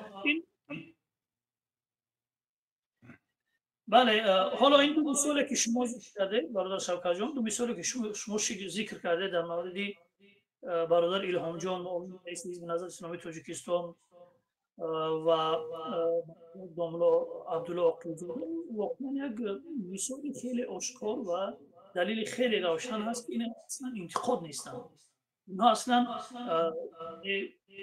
نمیشود اینها را انتقاد این یک دو مثال آشکار است آیا در دایره مثلا گریم شورای اجراییه یا اینکه ریاست حزب نهضت اسلامی تاجیکستان همین چیزها مطرح می شود مثلا گریم طرز در شبکه‌های اجتماعی گپ ها مطرح می شوند که همین حزب بغیر از کبیری استاد کبیری دیگه هیچ کس ندارد فقط همون یک کس گپ میزند یک کس تصمیم میگیرد یک کس همون یک نفر واکنش میکند همون یک نفر فعالیت میکند دیگه آدم نیست در حزب طرز واکنش ها علیه نهضت همین گونه صدا میدهند و چنین است ما مثلا گریم میدونیم که در حزب مثلا گریم ریاست 25 نفر است مثلا گریم همون تصمیم ها چخیل گرفته میشد حالا در بوری مثلا گریم انا جنگ ایران و اسرائیل هم مثلا گریم چقدر حزب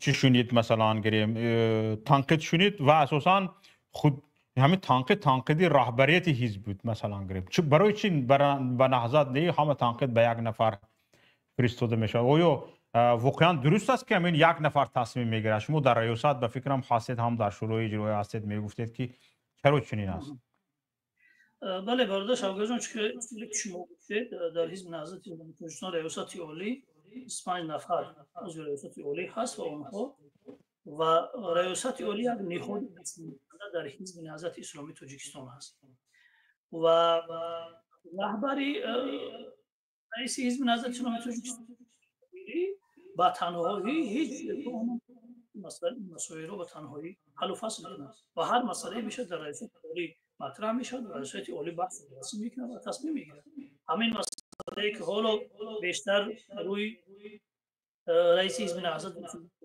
هجوم هست، در حالی که در این مسئله بیانیه خودی استاد محیدین کبیری رئیس حزب نهضت اسلامی تاجیکستان طرفدار این بودن که پیشنهاد هم کردن، اما در مقابل برادران با نظر داشتی مسئولیت و اون وضعیت حزب خب مصالح حزب خب بحث بررسی شد و اونو پیشنهاد کردن که در خاموش بودن معنف است و در اینجا آوازگویی شد و این رأی دوم آواز آورد. از 25 نفر اکثریت و این رأی دادن که بله، چون دلایل وقتی مطرح میشه رئیس هم دلایلش مطرح کرد، با دلیل مطرح کرد و دعوایش رو با دلیل پیشنهاد کرد. در مقابل برادران دیگر هم دعوا کردن و دلیل پیشنهاد کردن و با آوازگویی گذاشتن. وقتی در اکثریت با این طرف آواز داد، اگر این تصمیم گرفته شده نهضت هم دیگر باشه، نهضت هم باشه، اون مجبور است که اکثریت رو پیروی کنه، چون حکم اکثریت در این حالت ها حکم اکثریت حکم واجب شرعی رو میگه، یعنی دیگر اطاعت کردن از این واجب هست، اطاعت کردن در چنین حالت ها واجب است. چون اگر کمی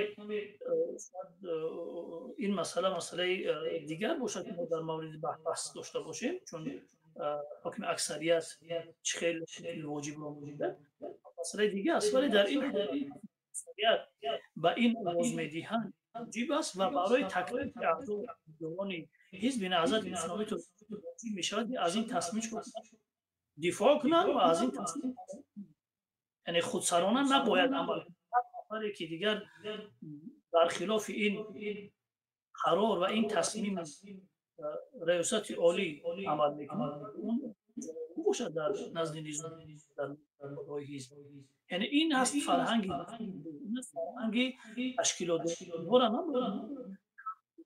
متاسفانه یک مشکلاتی ما مردمش مشکلات اساسی ما مردمش در همین ما نمیتوانیم خود را به دستور یکی از مشکلات های اساسی در جامعه های شرقی همین است که ما نمیتوانیم تابع خود را تابع دستور خود را کنیم. حالا ما در نهضت نظامنامه ما و در ریاست عالی بارها را بحث برگردانده است، اصلاح شده است، اومده است ریاست عالی را قبول کنید. در دیگر نظامنامه حرف دیگر هر اعضا حزب نهضت اسلامی تاجیکستان اگر واقعا اعضا تابع نظامنامه باشند از رئیس شروع کردن اعضای عادی هم نظامنامه باشند، دیگر اینجا حرف اول رو نظامنامه یعنی یکی از مشکلاتی اساسی در مردم فرهنگ است که تابع قانون باشیم. بیشتر ما شخصیت و افراد برای ما معیار یک نظر من همچون معاون تاجیکستان در آینده و در تا وقتی که در این مسئولیت تلاش خواهم کرد برای جای افتادن نظام در داخل حزب نهضت اسلامی تاجیکستان تا اگر معیار یک قانون در داخل یک تشکیلات یک حزب جایگاه اساسی را نداشته باشد اون تشکیلات موفق نخواهد بود. برای همین این اما سوالی شما که چرا بالای شخصی هست این ببینید که از مکانیزم های جنگی روانی هست که در جهان استفاده می شود. در جهان این یکی از مکانیزم هایی هست که استفاده می شود و شخصیت معیار قرار می گیرد. چون اگر حالا اون نفرانی که با قول شما انتقاد دارن اگر از نهضت انتقاد کنن از مبارزه انتقاد کنن مثلا اونها جایگاه خود را از دست می دهند. همین است که می آیند و از نفری الهیده انتقاد میکنند، نفری الهیده را مورد حمله قرار میدهند.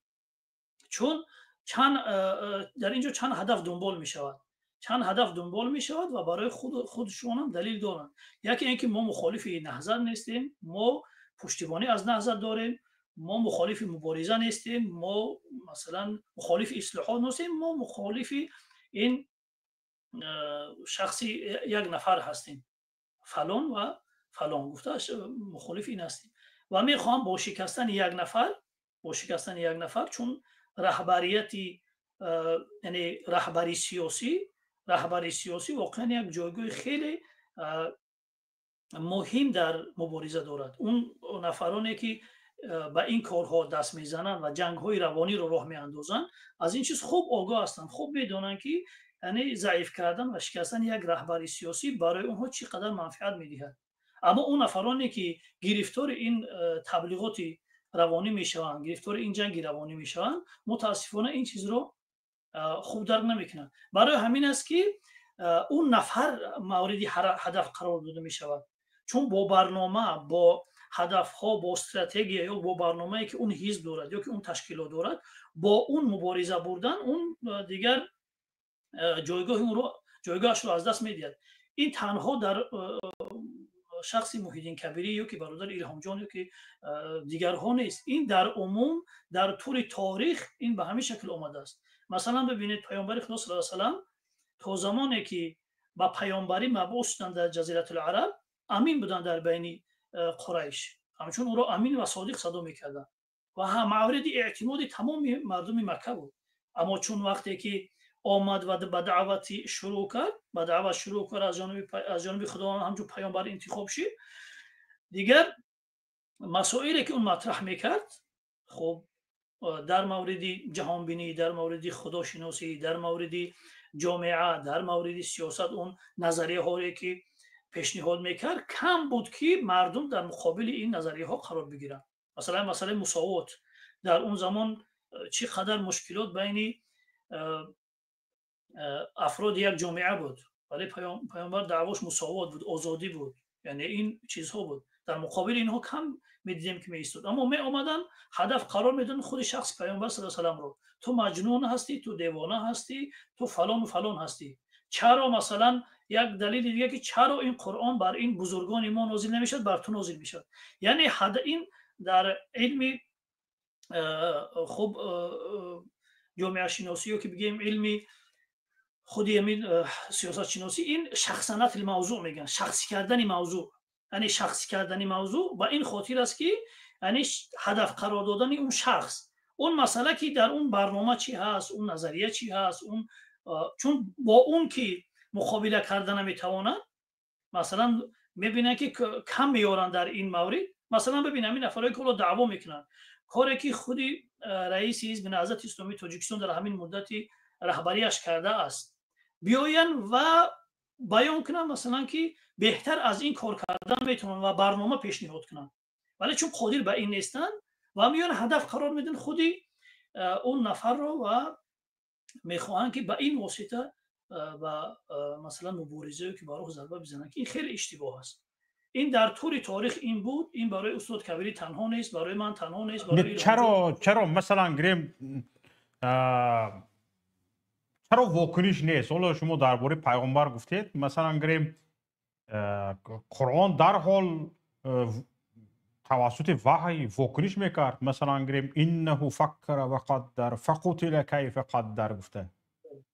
خب ببین یعنی واکنش برای چی واکنش نیست به همین چی ها؟ برای چی خاموشین؟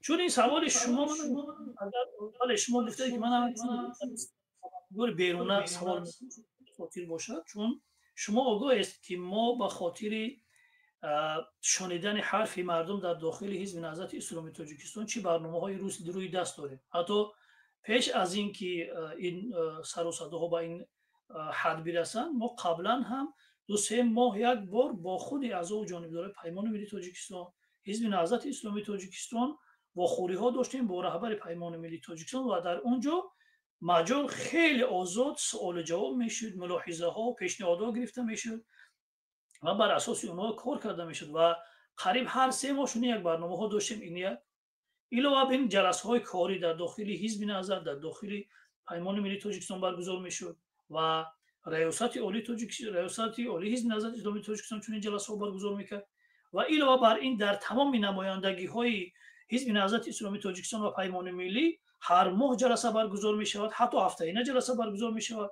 و تمام افرادی که در اون منطقه هستند دعوت می شوند باید حرف خود رو در اونجا بزنند و در اونجا این مسائل بحث و بررسی کنند و به رهبریت برسند.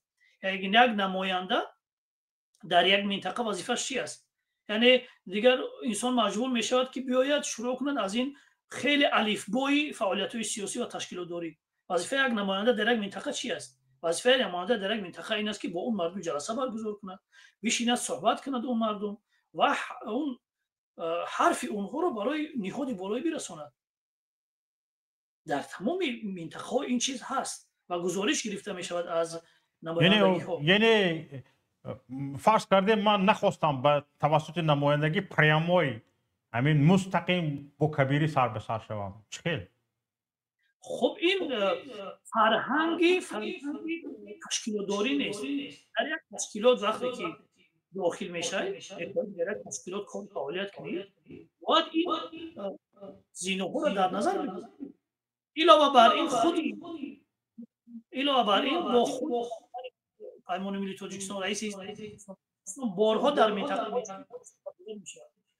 هر باره که برای یک منطقه ها با آلمان و دیگر کشورها نماینده منطقه وظیفه برگزار کند و افراد رهبری خودشان صحبت کنند و مسائل را در میان بگذارند. یعنی این طور نیست که در داخل نهضت و پیمان شرایطی گفتگو وجود نداشته باشد، شرایطی رسانیدن عرض و شکایت وجود نداشته باشد، اما اینکه اون را برآوردن در فیسبوک کشیدن و ما رو هم به اون سمت کشیدن، رهبر رو هم به اونجا کشیدن، این مسئله این ضربه زدن به مبارزه، ضربه زدن به خود تشکیلات است، نه اینکه این راه درستی رسانیدن عرض و شکایت به نهادهای اون تشکیلات هست.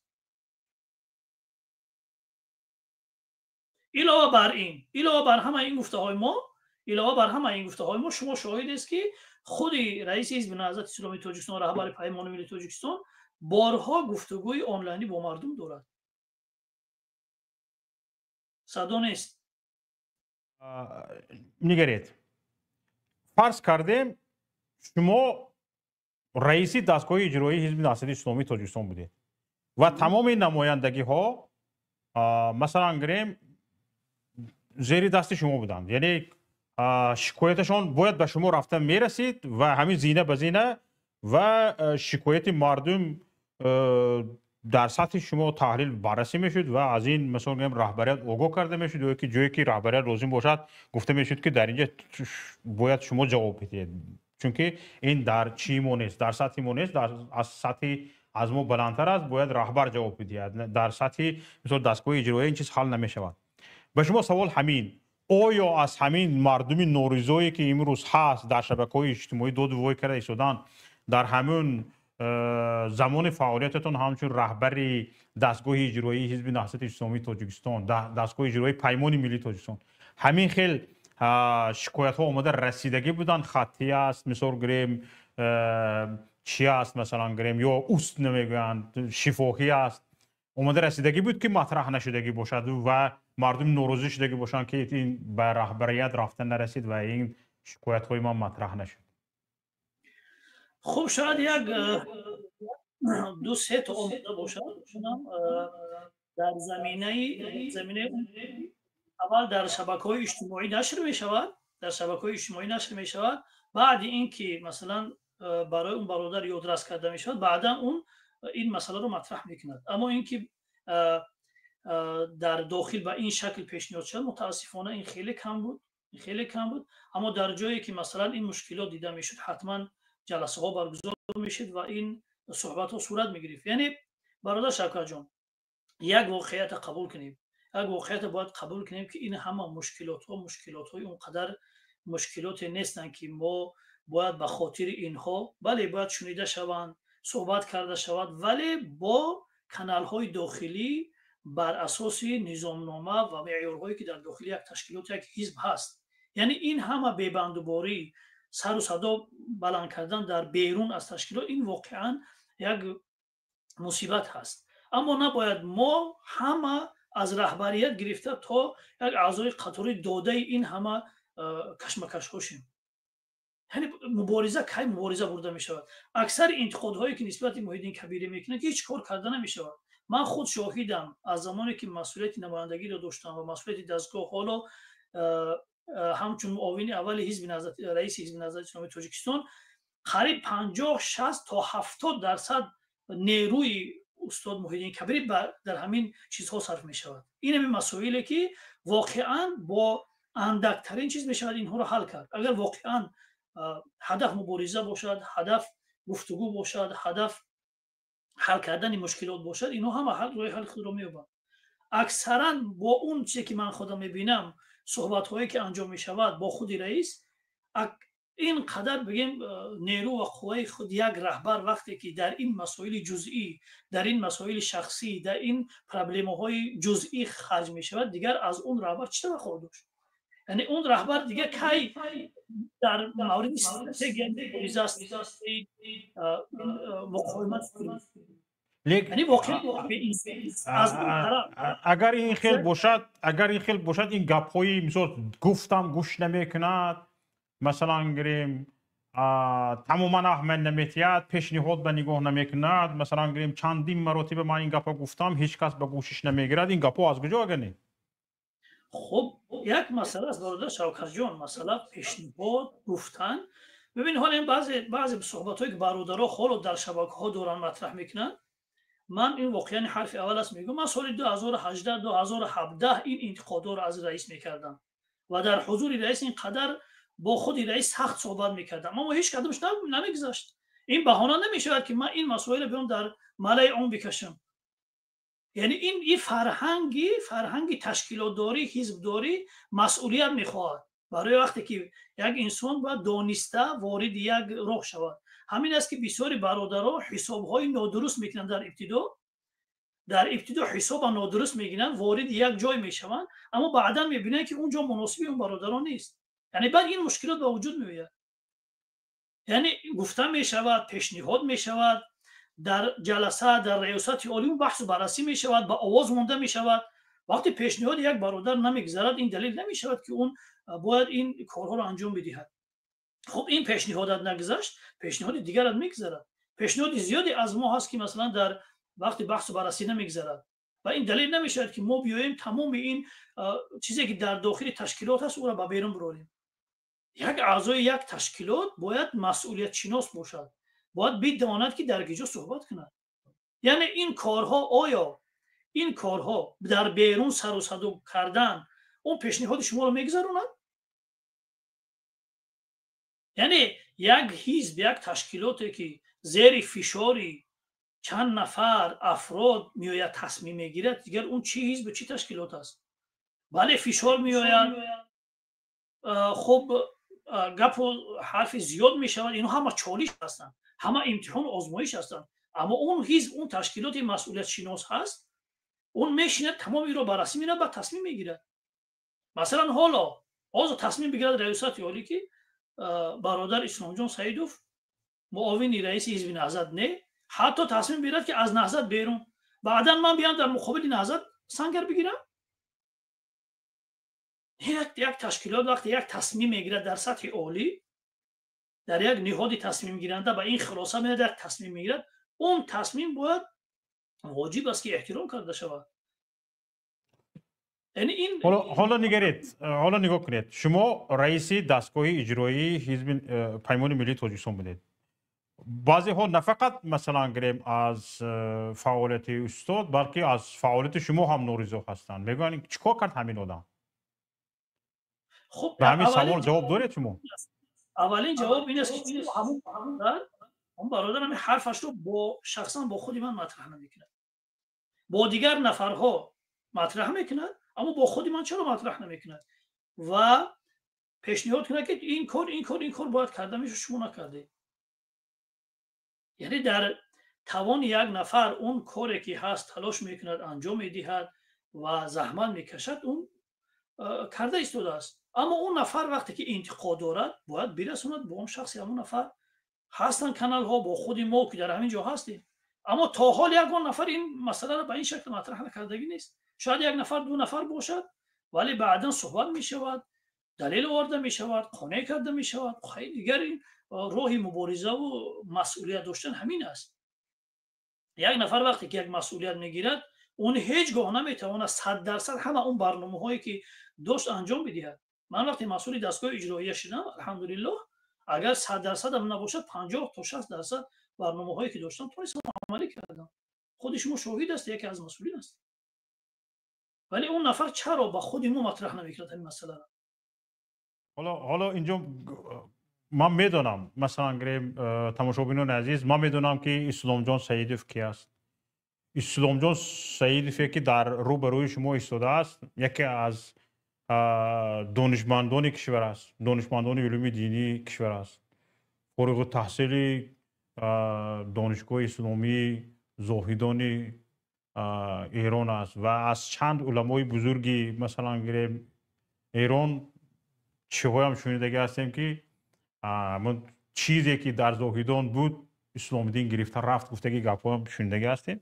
لیکن در روبروی انسان این خیلی گپ‌ها گفتن هم اینقدر چی ندارد. لیکن برادران عزیز، در حزب اسلامش از بین رفتگی اینا میخواهد اسلام از بین برد، فقط همین نهضت اسلامی از بین برد، پیمان ملی کند، اسلام از بین برد، همین خیلی چیزها واقعا نادرستند. حالا امروز مثلا گریم معاون اولی حزب یعنی جانشین رئیس حزب یک دانشمند اسلامی است. تا کجا مثلا گریم همین با واقعیت راست میگوید بگوییم که مثلا گریم اسلامش از دست داد، اینو میخواهد خودش به اروپا معقول کناند. این چیزا یک طرف برای من، اینا برای چی گفته شدم من شما میشناسم و جان نکته مهم است. این مسئله که شما گفتید من اسلام را از بین برند، مثلا حزب نمیدونم ضعیف کنه، این حرفای عمومی گوی، این همه عمومیاتی هستن که یعنی حرفای عام هستن، یعنی حرفای عمومی هستن که با این واسطه برادران، بعضی برادران و دوستان میخواهند که افکار جامعه رو به سمت خود بکشن. یعنی این عصر و این زمان دیگر گذشته است زمان عمومی گویی، زمانی مثلا یعنی کلی گفتن اینها گذشته است. این زمان تفصیلات هست. یعنی عصر تقاضای این عصر این زمان این است که تفصیلات و جزئیات. ما در عصر رقمی قرار داریم، در یک عصر قرار داریم که با تمام جزئیات تمام مسائل رو تحلیل بررسی میکنن. این حرفا رو بیاید بگذارید کنار که مثلا اسلام میخوان اسلام در طول 1400 سال نه مثلا در طول 1400 سال بود آمد رفتن میگیرد. اون مثلا یک حزبی ما یا یک نفری ما یا یک ما میتونیم که این کار انجام بدهیم. بله حالا یعنی کارهای زیادی است که ما در اینجا باید انجام بدهیم.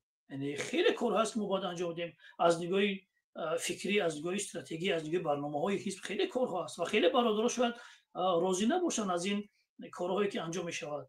ولی این در یک شورا در ریاست عالی با بحث بررسی‌ها، با گفتگوهای مداوم این بحث‌ها صورت می‌گیرد و یک تصمیم در این راستا گرفته می‌شود. اما یک نفر می‌خواد بیاد با یک کلام عمومی با عمومی گفتن‌ها این مسائل زیر سوال برد، این واقعا خیلی جای بی‌انصافی است. یک سوال مثلا گریم کسی که تنقید میکند همه گپش نادرست نه، جای درستش هم وجود دارد. حالا من از شما همین چیز پرسیدنی هم که در همین تنقید دوستان بسیار تنقیدها حتی دلسوزانه هم میتابد، دلش سوخته گپ میزدگی برای میتابد، چی گپ‌های درست دریافتید؟ کجاش درست است؟ من مثلا گریم من به این نظرم که خیلی از گپ‌های برادرها گفته ایستادگی، تنقیدهای کرده ایستادگیشون تا حد جای خودش رو دارد، هرچند خیلی خم و ساده لبانه است جای خودش رو دارد. اما من نظر شما رو دونستم میخواستم که کدام از همون چی‌ها رو دیدید که نگرانی ها رو، اظهار نگرانی ها رو یا تنقید ها رو شنیدید که واقعا در خور زمان همه روز است و اگر اون رو کنید و اون رو اگر حزب نهضت اسلامی تاجیکستان به اینوبت گیرد پیش می رود؟ برادر شوکت جان اینطور نیست که ما ها رو نادیده بگیریم. حالا برادری که قبل از من صحبت کرد برادر محمدی تیشایوف، خب یکی از مسئولان پیمان هست، مسئول عضو ریاست عالی حزب نهضت اسلامی تاجیکستان است. اینقدر با من در زمان مسئولیت داشتنم سخت مسئولیت دستگاه اجرایی بودنم سخت صحبت کردگی است که یکی از این برادرایی که در بیرون اینقدر دعوا می‌کنن صحبت کردگی نیست. بارها به حد خب دعوا رسیدگی است صحبت این برادر. اما چون در رابطه با کار هست، در رابطه با مسائل کاری هست، در رابطه با مسائل اجرایی است، مسائل پیمان است، مسائل نهضت است، هیچ مشکلی پیش نمیآید. اما بعضی برادران وقتی که بعضی برادران در مورد کار، در مورد مسائل اجرایی با اونها مناسبت می شود، واقعا اونها ناراحت می شوند که چرا چنین مناسبت شود با ما. یعنی برادران گرامی باید ما به این جاها برسیم که مسائل کاری را، فضای کاری، فضای اداری، فضای یک تشکیلات را از فضای دوستی و برادری و خویشتباری و فلان ها جدا کنیم و انتقاد در این زمینه باشد. برادر شوکت جان، در این زمینه باشد هر مسئول خوشحال می شود. یعنی هر مسئول اگر انتقاد در این زمینه باشد خوشحال می شود و از اون استفاده میکند. اما انتقاد وقتی در زمینه اگرچه انتقاد درست هست، بعضی مثل که شما گفتید انتقاد درست هست، اون همراه با تهمت، همراه با دروغ، همراه با چند تا بافتن‌های دیگر و در یک شکل نامناسب مطرح می شود، هیچ کس آماده نیست که چنین انتقاد را قبول کند، از چنین انتقاد استفاده کند. این یک مصیبت است. یعنی حالا بعضی برادران ما دعوای حقیقت میکنند. اول اینکه حق مطلق از اون الله سبحانه و تعالی است. حق مطلق هیچ که دعوای حق مطلق کردن نمیتواند. تنها پیامبران هستند که در این دنیا معصوم هستند. هر کس یک دعوای دارد، هر کس دعوای یک حقیقت میکند، اما این به معنا نیست که اون دعوای من حق هست. اون یک نظر، یک برداشت من هست. با نظرداشت اون واقعه هایی در اطراف خود میبینم اونها را تفسیر میکنم و برای جامعه پیشنهاد میکنم که این برداشت من از این واقعه ها و از این حادثه ها هست.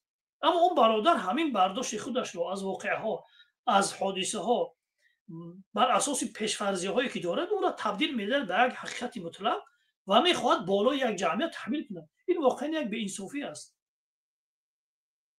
و وقتی که باز یک مسئله دیگر این است که وقتی حقیقت خب از نظر شما حقیقت است، اما باید روش مطرح کردن اون هم معلوم شود که اون چگونه باید مطرح کرد در داخل یک تشکیلات و در داخل یک حزب. این هم خیلی مثلا نیاز به آگاهی سیاسی همراه کردن با دروغ، با تهمت، با رسیدن به حیثیت یک نفر، رسیدن به حیثیت ریاست عالی، رسیدن به حیثیت یک تشکیلات مطرح کردن، این چگونه انتقاد است و چگونه اصلاحات خواهی است. یعنی این وقتی نه شغل همین سوال گشته به خودتون. همین سوال گشته به خودتون. مثلا گریم از جانب یک نفر ریاست تحقیر می شود. مثلا گریم به عملی ریاست تحقیر می شود و چند تحقیرهای لفظی نسبت ریاست گفته می شود و باز میگیم که ریاست 25 نفر ریاست داریم، هیچ کس واکنش نمیکنه. چرا؟ بله برادر شوکت جان، با وجود آمد. حالا بعضی برادران دعوا میکنن که ما این مسائل رو برداشتیم بعداً در نهضت اصلاحات شروع شد.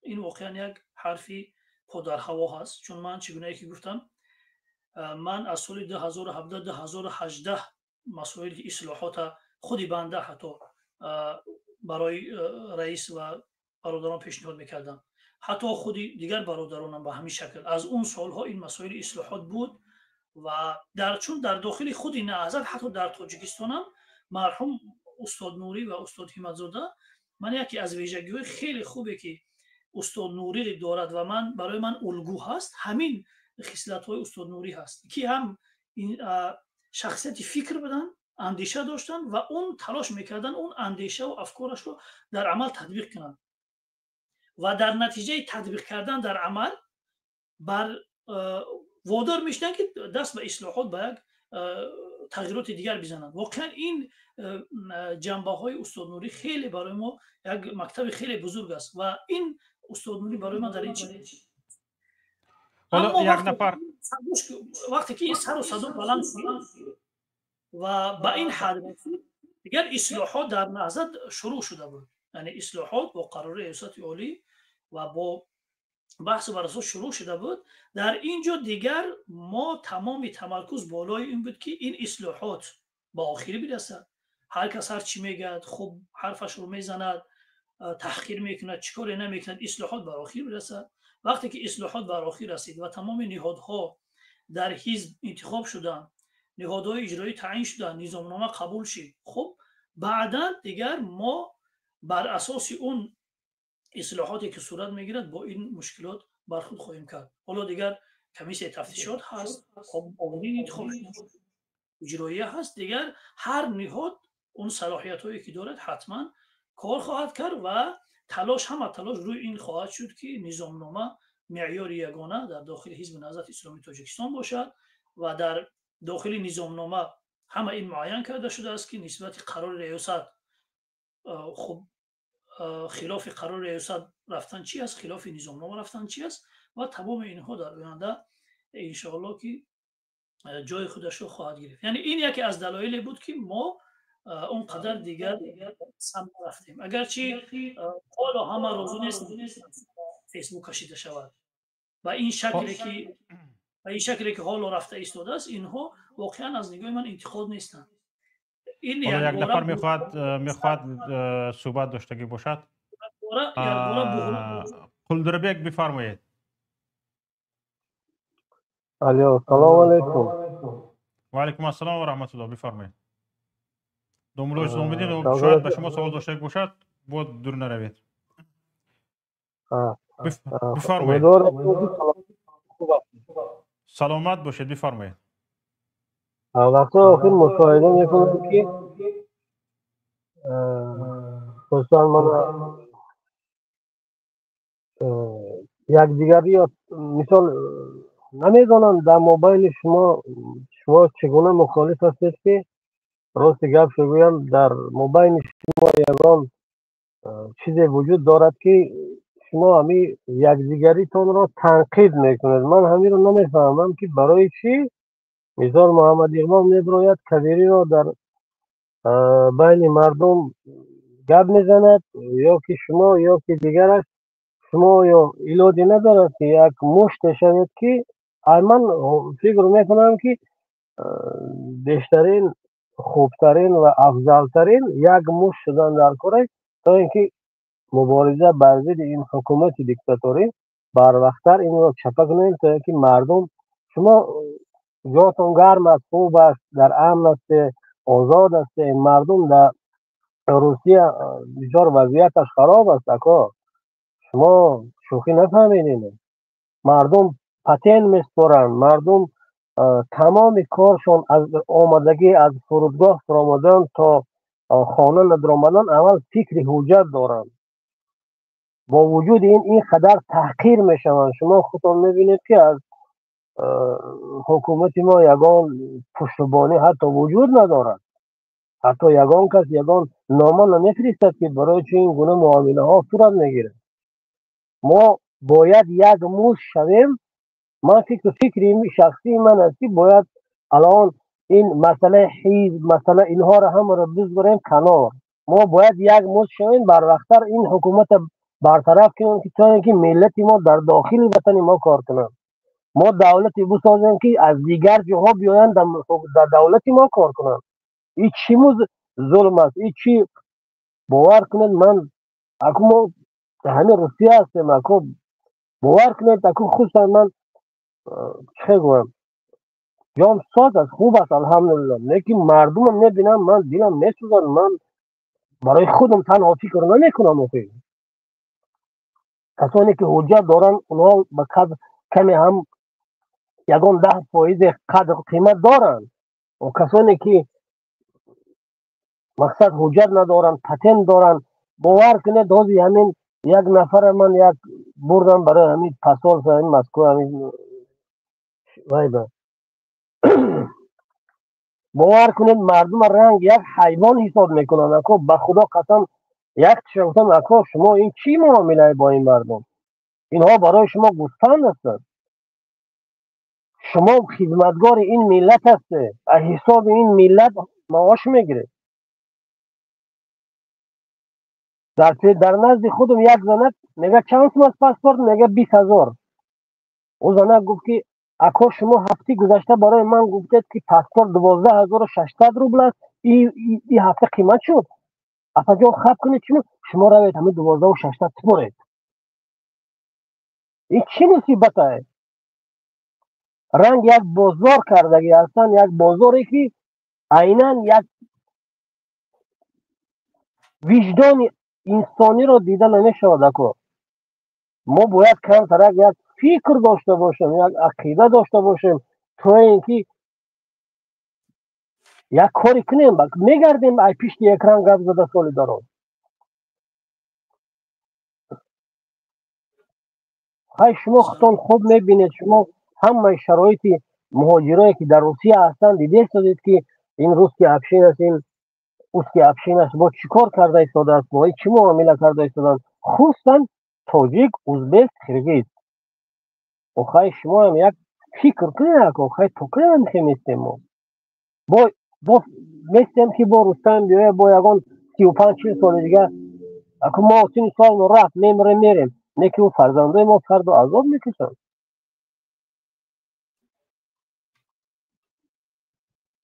یک بار در دنیا مرد اومدگیم، یک بار باید من باشد من در این مسکو کار مسار میکنم، نه که ای پیشتی من با باوری دارم که هیچ کنه نمیخیزه، من میبرن نیست میکنم هیچ که ای پیشتی من نمیخیزه.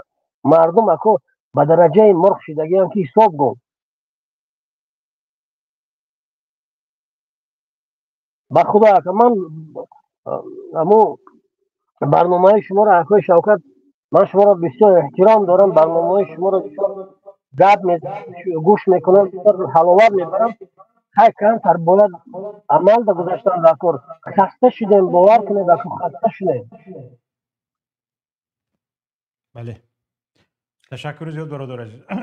زنده باشید، زنده و سلامت باشید. سلامت باشید. به این گفته های این برادر چی میگه دومولان؟ من خیلی یعنی حرفایی که از دل بیرون می شود و وقتی که درد هست صدا می دهند. این برای هر یک مبارز باید یک چی میگن زنگ خطر باشد و باید با خودش صحبت کند که این چی وضعیت است که ما قرار داریم.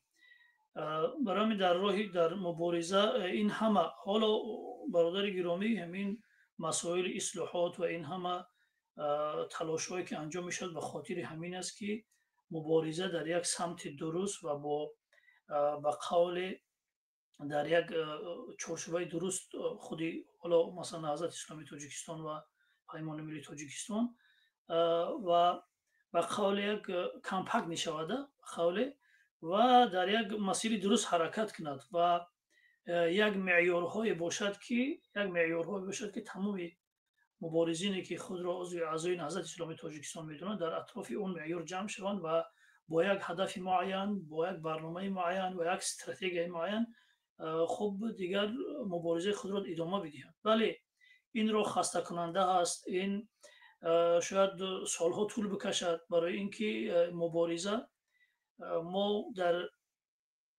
تاریخ مبارزه ها رو وقتی بررسی میکنیم میبینیم که چقدر صبر، چقدر گذشت ها، چقدر قربانی ها، چقدر تلاش ها که یک ملت دیگر به آزادی میرسد. یعنی رسیدن به آزادی کاری یک روزه و دو روزه نیست.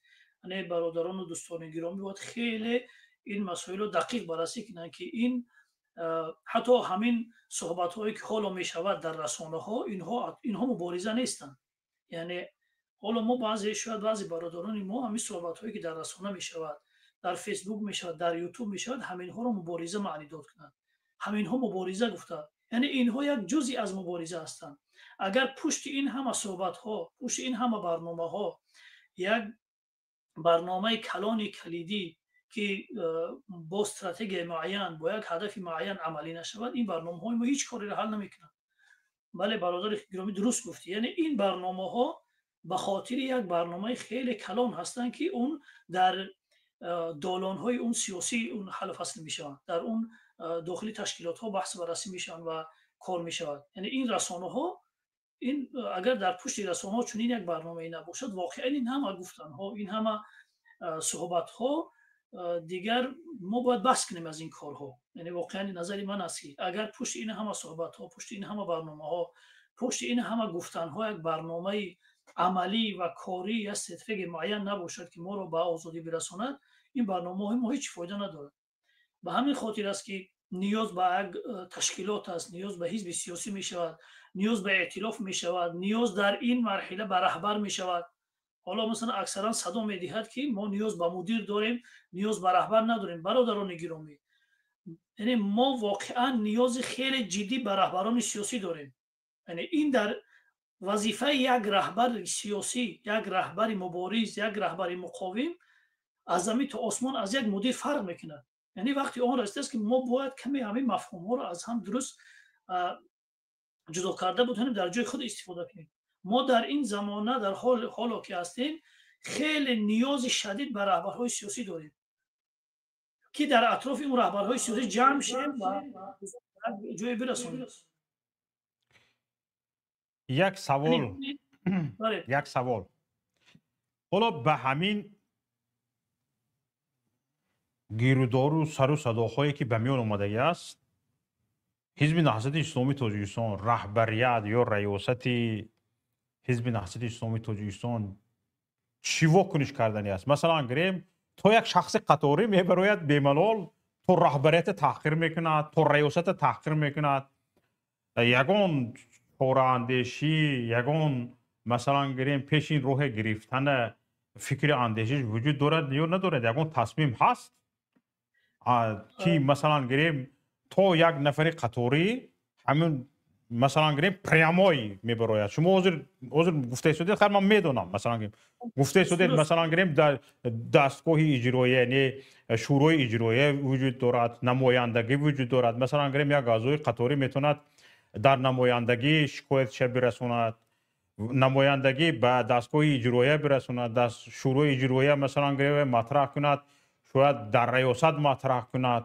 هم مثلا گریم بر ریاست مطرح کند. همه این زینه های یک باره تعیین میکند. مثلا گریم یک این بیسر سامانه رو بینید، واقعا این نه فقط مثلا گریم جرمی فقط همون شخص قطاری است، حتی این نداشتن آگاهی سیاسی، نداشتن فهم و درکی مثلا گریم در جمعیت بودن هسته. مثلا گریم یک نفر داد فیغام میکند که حتی خودش در سطح رهبر آلترناتیوی رهبر میبیند، لیکن صرفم نمیرد که شکایتش چخیل اومده رسد. مثلا گریم اجازه باشه اگر این نیست که ما تمام این مثلا از برای همه این سر و صداهاست که به همین شکل بگذاریم. اینها یک چالش هستند که در راه مبارزه اینها طبیعی هستند. این امروز تنها امروزه نیست که چون این یک چالش ها در پیش حرکت های مبارز و حزب و تشکیلات ها هست. این یک طبیعت این راه هست. در هر دور و زمان این چیز وجود داشت. حتی شاگردان پیامبر نسبت به پیامبران میگفتن که متی نصر الله، یعنی پیروزی خداوند کی میرسد، و از پیامبران انتقاد میکردن.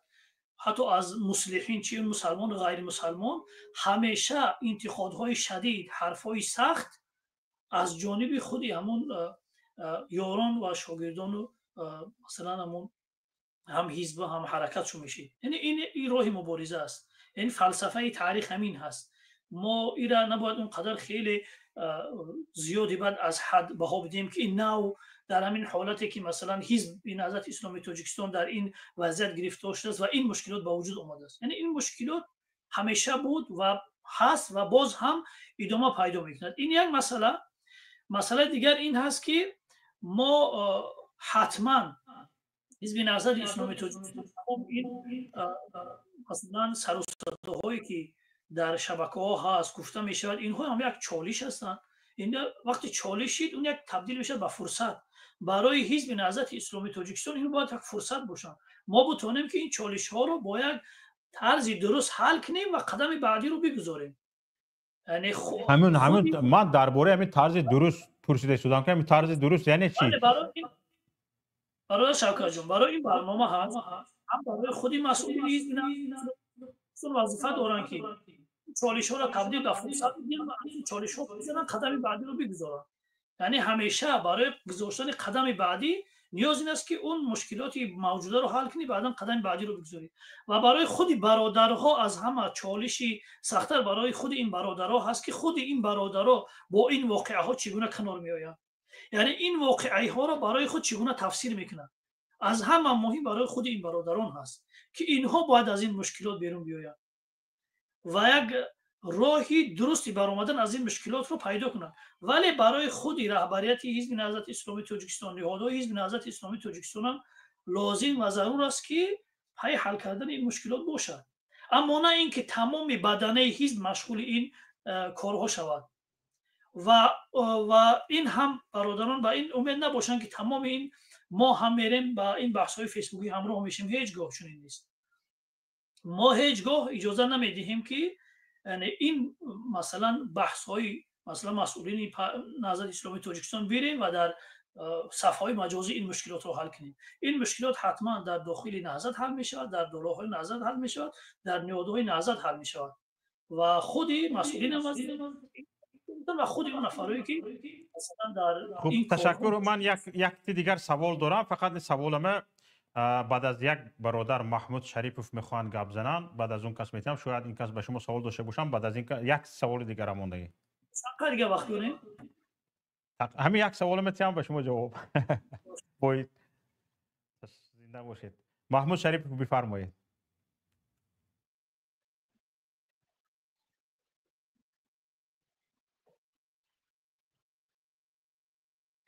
السلام علیکم و رحمت الله و برکاته برادرای عزیز مخالفین. و علیکم السلام. من خیلی من یک چیز شوکت جون، من وقتی 16 شورای 16 در یاد داشته باشید اگر چند حزب‌های مخالفی بین یکدیگرشون گوشخوری کردن، بعد قطعی رحمانوف امضا کردن، صلح کردن. یکی تا حاضر یگان تاش زنده نمون همون صلح کردگی ها. و فکری من همین بین مخالفین یک تیشه زدن، این باز همون کارهای مقامات قدرتی همون جاسوسی که میخوان اول بین مخالفین یک ریشه زنن و جدا کنن و بعد قطعشان دگوار کنن و همین رستمی گونگه همچون یک محور صلح گفته با جای خودش شناندنی ده. فکری من همین است. لیکن در 100% من برادر راست گفتن پیش از اینم شما هم گفته بودید، همین هر چی سری که هست باید در خود همون حزب دیده شود. هم مخالفان من نمیدونم برای چی یک چیز میگیرن آشکار میکنن، یک گپ زدن بعد جواب دادن در کار. این خیلی نیست که تو گپ زدی گپت حق نبرمد با دیگه رموز گیری خفه شوی زیغ شوی دیگه. من چی گفتنیم تا حاضره شخصیت یک از حزب و نماینده مخالفین این خودی محیدین کبیری است، برای که چندین نماینده مخالفین چندین نماینده سیاسی که رفت و آمد دارد، گفتار دارد، همصحبت همشین است، بعضی فکرهای خودش آزاد میگوید.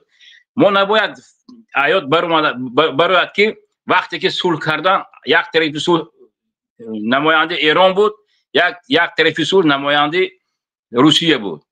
خب من دیدم که روسیه با راست و دروغ وعدهش همین رحمانوف دستگیری کرد، لیکن نه حزب نهضت اسلام مخالفینی که آمدن صلح بستن یگان نماینده که باید طرفش گیرد طرفش نگیرد همون ایران هم رو گردان، برای همین خالای سیاسیش رو گردان.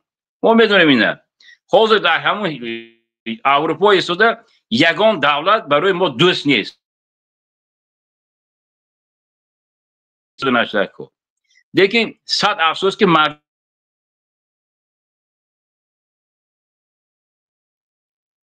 آوازتان گم شد.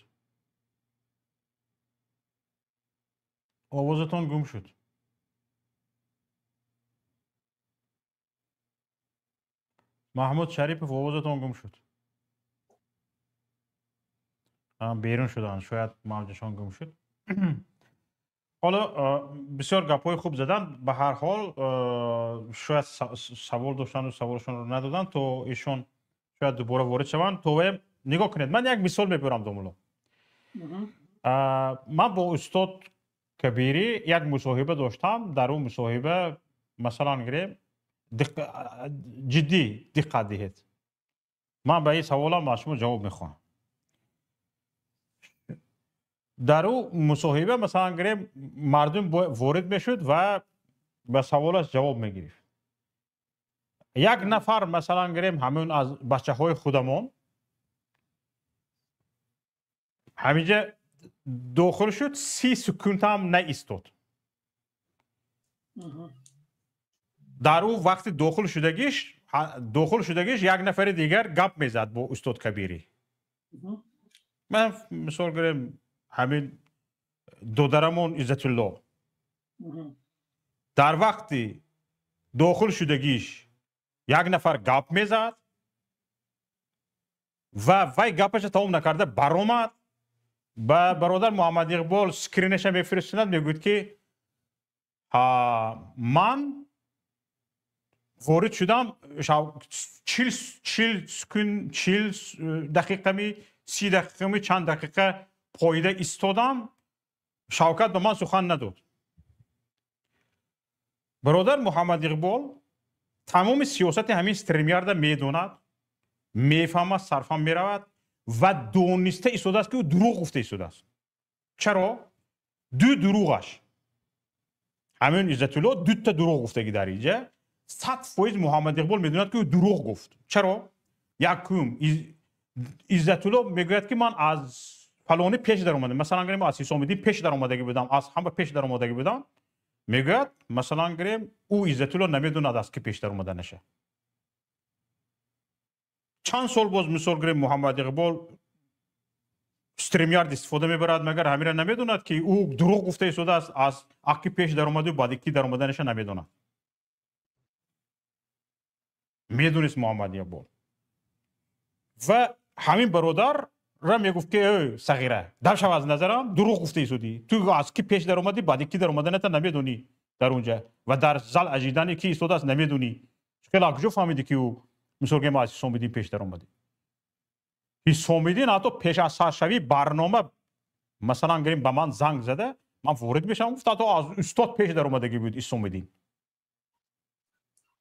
با برنامه از استاد پیش وارد شدگی بود. این میگوید که مثلا یکم در اونجا کی وارد شدگی نمیدونست، دروغ گفت. دویم همین دروغش هم مثلا گریم محمد اقبال با وجود اون که استریمیارد صرفا میرود و دروغ گفته ایستاده است، با سکرینی وی گرفته برابر گپی وی تصدیق کرد و من 40 دقیقه گپ زدم، 40 دقیقه می چند دقیقه 29 دقیقه می همین خیلی پایده ایستادم گفت. لیکن سکرینی وقتی گپ زده ایستادگی حسام الدین با استاد سکرین کرده پارتیدگی است. یعنی همون نفری که مثلا گریم بعد از حسام الدین یگان نفر دیگر من قبول میکردم، سکرینی وی گرفته میپارتیست، میگفت که من مثلا گریم بعد از حسام الدین باید گپ میزدم، من گپ زدن نموند دیگه کس قبول کرد، گپش درست میومد. لیکن همون سکرینی با حسام الدین گپ زده ایستادگی استاد میگیرد میپارتوید، میگوید که من همینجا پایده ایستادم، من به سخن نداد. آخر این گپ بشه تمام نکرده است، این صحبت تمام نکرده است، این سوال جوابش تمام نکرده است. با تو چه خیلی سخن میتیا دادم. تو اگر مثلا گریم دعوت این باشد که مثلا گریم من به تو سخن ندادم، بعد از حسام الدین یک نفر دو نفر دیگر به من سخن میدادم مثلا گریم و تو پایده می ایستادی، حسام الدین سکرین میکردی و دو نفر دیگری سخن دادگی می سکرین میکردی، خودت سکرین میکردی که در بین هر سه همین آدم ایستادگی تو بودیو مثلا گریم توی من به تو سخن ندادم، سونی دعوت درست میبود.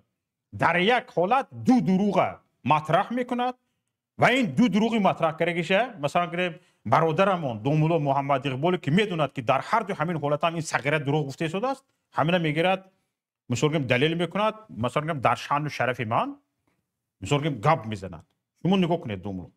و حالا وقتی که مثلا گریم ریاست در دروغ بافی، در این خیل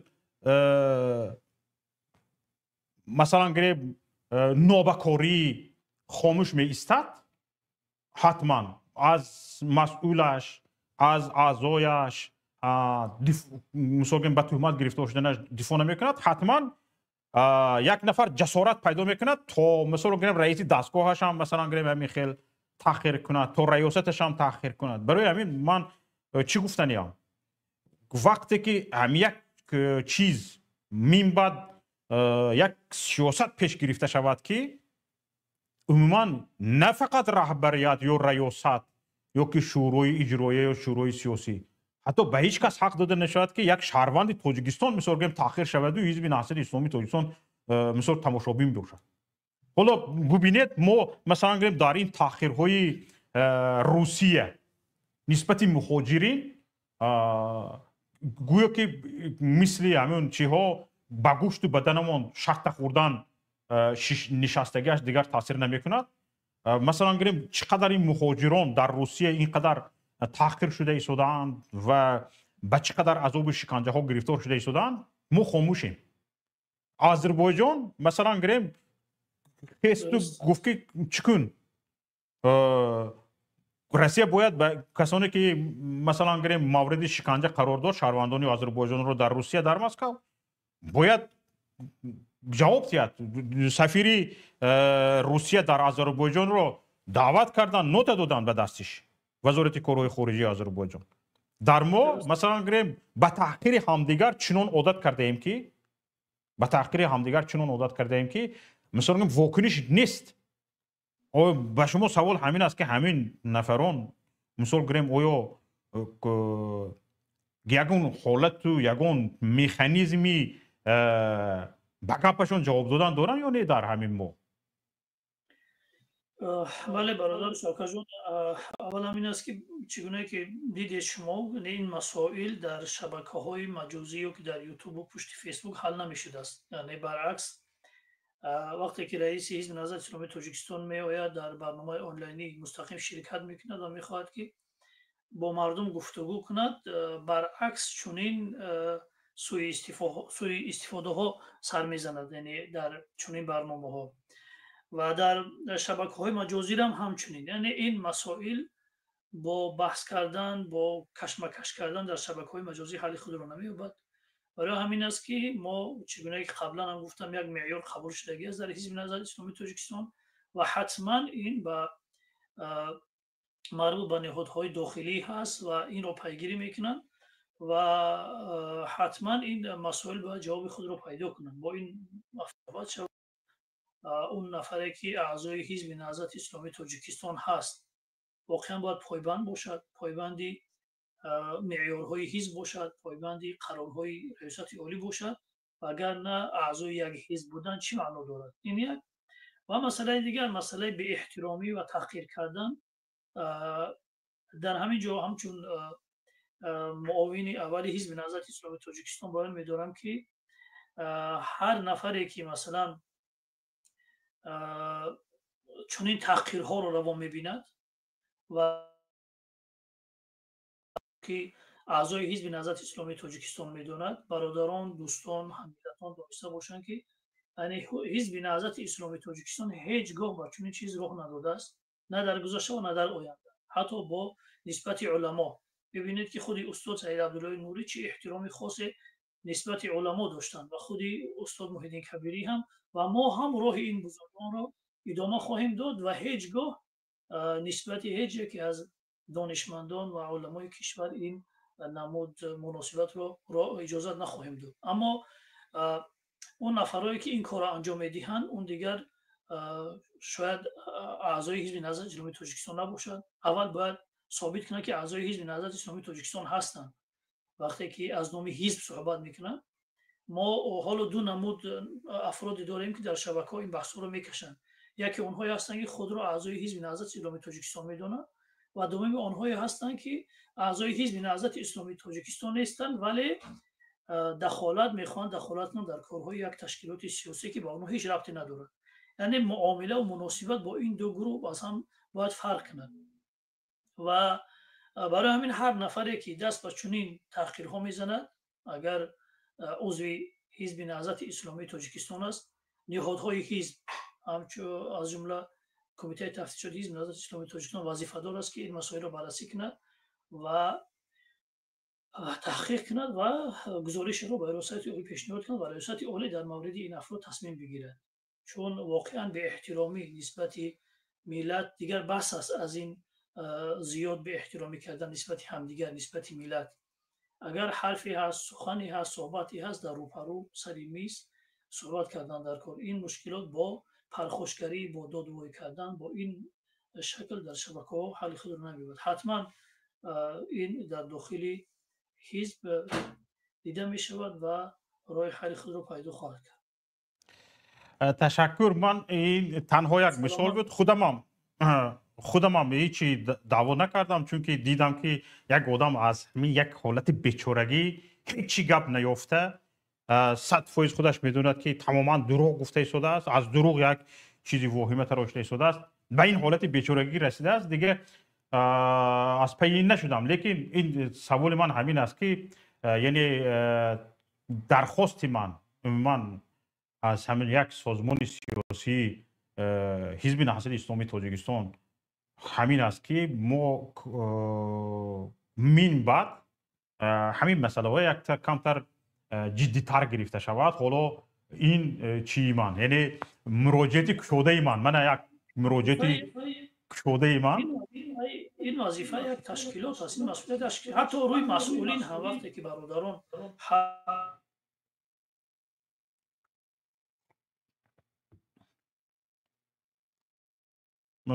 شخص شده دوملا تفتیش قرار میگیرن. حالا با همین مثال آورنی یک لحظه برادران دوستانی که بالای مسئولین دعوا دارن اونها را میتونن به نهادهای حزب مراجعت کنن، کمیته تفتیشات این مسائل اونها رو ببیند. اما این که در رسانه و این شکل مطرح کردن این کار خوب نیست. نه، من یک پیشنهاد دارم. میم بعد پیشنهاد من نوشته گیرید بگذار مطرح شود. این همین پیشنهاد من، همین درخواست من بگذار یک درخواست کشوده یا یک شکایت کشوده به حیث یک شکایت کشوده قید کرده شود و اون در سطح مثال گیم ریاست است، شورای اجرایی است، بررسی و مطرح شود. این چه شکایت است؟ حالا مثلا گریم به هیچ وجه یک مسئول حزب نهضت اسلامی تاجیکستان تهمت می شود این نادیده گرفته نشود، یا تحقیر می شود نادیده گرفته نشود، یا نه اینکه نه فقط مسئول در یک جا دیده شد دونسته شد که مثلا گریم یک اعضای حزب نهضت اسلامی تاجیکستان در یک جای تحقیر دید بدون هیچ جرمی، بدون هیچ گناهی، یا تهمت شنید یا تهمت شد، همین مثلا او بیهوده به این جمعیت اومده نپیوسته است. مثلا گریم من به حزب نهضت اسلامی تاجیکستان اومده مضمون پیوست شدگی هم همین است، مضمونش همین است که به تنهایی مبارزه برده نمیتونم، به تنهایی از شان و شرف خودم دفاع کرده نمیتونم، به تنهایی از حقوقهای خودم دفاع کرده نمیتونم. برای همین اومدم من به حزب نهضت اسلامی تاجیکستان پیوستم و وقتی که در داخل یک جمعیت هستم اومدم به همین خاطر که مثال گریم به دوستانم، به هم فکرانم، به هم نظرانم، به هم اندیشگانم یک شوم و از شان و شرف خودم دفاع کنم، از ناموس خودم دفاع کنم، از آبروی اعتبار و حرمت خودم دفاع کنم. اما همین کار نشد. مثال گریم چی لازم است برای من همین جمعیت؟ همین شکایت من خواهش میکنم، همین شکایت کشوده در ریاست حزب نهضت اسلامی تاجیکستان مطرح شود و پیشنهاد من این است که من بعد همین مسئله جدی گرفته شود و تا آخرین نفری اعضا حقوقش، آبرویش، ناموسش، شان و شرفش دفاع کرده شود. انشالله حتما این پیشنهاد و مسئولین پیگیری میکنیم. ما برای شوکتون اگر اجازه سلامت باشید. تشکر زیاد که در برنامه بدید، به سوالهای ما جواب گفتید. تشکر زیاد که آمادگی نداشتن مستقیم از کار اومده وارد داشتیم شد. همین طبیعیش خوب است. همین آماده نبودگیتون همین است که همه دل گپ از دل میبراید. نتونستیم با سوال‌های شما جواب بدیم. به هر حال تشکر از شما و همه خواهرانی که ما رو همراه ما بودن. زنده باشید. گرمانتون ان شاء الله هر وقت لازم شد است. زنده باشید، سلامت باشید. تشکر زیاد. دوستان عزیز، با ما بودن معاونی اولی رئیس حزب نهضت اسلامی تاجیکستان استاد اسلام الدین سعید. دوستان گرامی، واقعا منبت من فکر میکنم یک کمتر شفاف باید بود. برای چی؟ یک کمتر همین مثلا فکر میکنم اگر همین پیشنهاد من قبول شود و همین چیز مطرح شود خیلی خوب میشد. به چه خاطر؟ به اون خاطر که دوستان عزیز، حزب نهضت اسلامی تاجیکستان در یک حالتی است که به یک حکومتی دارای امنیت وزارت کارهای داخلی مثلا گریم چی های رزویدکه های بین المللی دارو با اینها سر به سر است. برای این یک کله های خیلی به قوت در کار است. لیکن هم 4 تا 5 تا دوستای ما حزب به خودشون آواره کردگی هستن. با میگن که تو کار نکرده شدی. تو می بیایی همه مسئول به خودت آواره میکنی، با طرف خودت چی میکنی؟ همه مشکل ایجاد میکنی، با میگی که تو کار نکرده شدی. امروز اقلا فایدت نمیرسد، اقلا کمک کردن نمیتونی در سطح خودت، اقلا خلال نرسون. کمک کردن میخوایی از همین سطح خودت برو پیاموی رهبری حزب که سر به سر نشوی و اول بین بها چند در ترازی گجونده ای کی تو خودت، یگان مسئول، یگان سیاستمدار، یگان آدمی تجربه سیاسی داشته، کارکردگی مثلا یک بار برکش خودته، از کجا خودت میوبی؟ از همین جا برآمده بیا، از همین کوچه برآمده بیا. همین یک روز در سیاست بودی و نه خودت میگیری من رئیس به این خیر گفتم این کارم اجرا نکرد، فلان گپ گفتم رئیس گوش نکرد. خودت خودت کی اول رهبر نمایندگیت به گپ زن، راو در جلسه شرکت کن، مثلا گریم پیشنهادات همونجا کن، بگو که قید کردگی پیشنهادی من به رهبریت یا که به شروع اجرایی برده رسون، شروع اجرایی گرد مطرح کند، برای ریاست پیشنهاد کند. تو رئیس رفتن نمیرسد گپات حل میشود. تو از همین جای استودات کی بداند مثلا گیم در حزب تعیین نه، اعضای حزب هستی یا نیستی، تعیین نه اقلا ثابت کردگی نیست که اعضا بودی یا نبودی، رئیس تشکیلاتی ابتداییت کی بود اقلا نمیدونی، توی کی به حزب آورده توسعه دادگی نمیدونی، اقلا میبیایی خودت به رئیس سر به سر میکنی. آخری کمتر انصاف کن.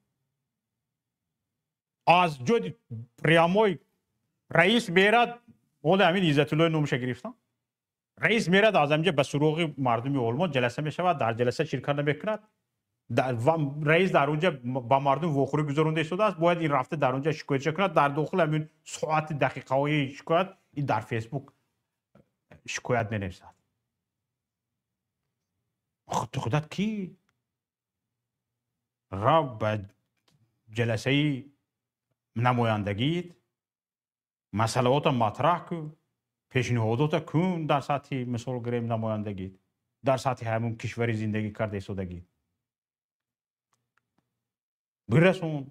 نرسید، مطرح نشد، اجرا نشد، سونه خیر برای شکایت نویس و که من در جلسه هنمی خیلی پیشنهاد کردگی بودم، مثلا گریم خیلی پیشنهاد خوب بود، من نسخش این است، از رهبر نمایندگی پروتکل جلسه طلب کن که در اونجا قید شدگی است یا نیست. قید شدگی باشد بگو که نه اینجا قید شدگی بود لیکن مطرح نشده است، بررسی نشده است. چرا همین چیز مثلا گریم حل خودش نیافت؟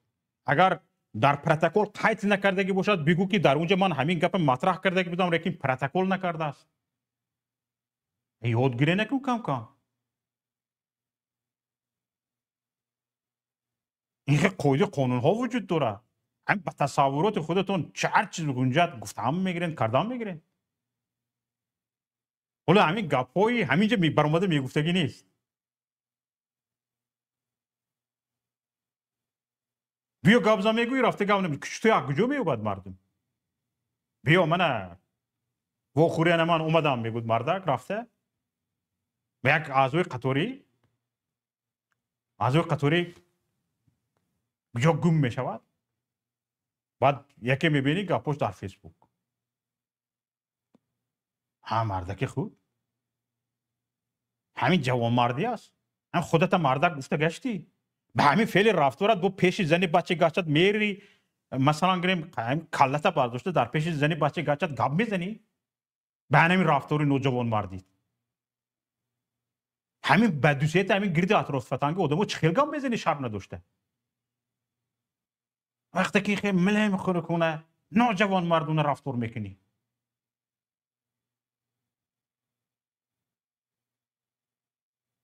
همین تو باش شکایت میکنی.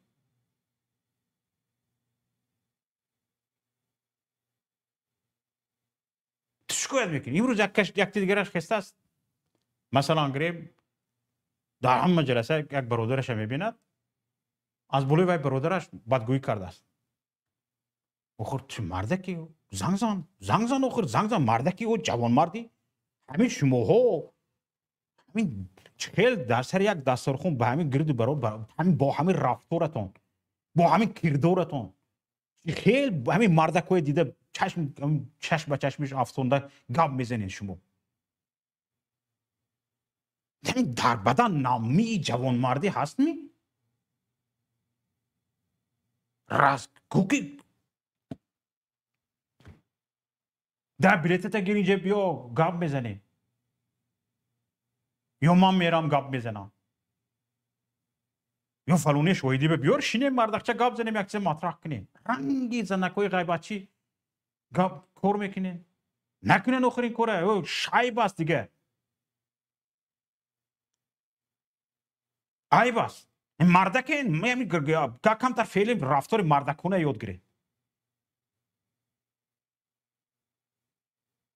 به گردنش کار دومده رسیدم مردک در یک مبارزه هست می دو ویش نمیبره.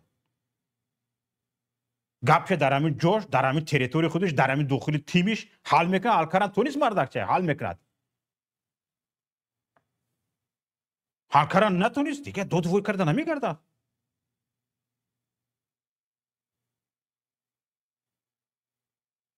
کمتر مردک شوید دوستان عزیز. حالا آخرین چیز همین است که دوستان عزیز من بیشتر حالا هم بر همین هستم بر این بودم که مثلا همین شبکه‌های اجتماعی جای این گپو نیست. مثلا گریم وای گوید تو بگو تو گوید وای بگو همین خیلی جای گپ نیست. همین آدم شرم داره. حاضر همین گپوی است که باور کنید مرغه که بدنم دمیده ایستاده است.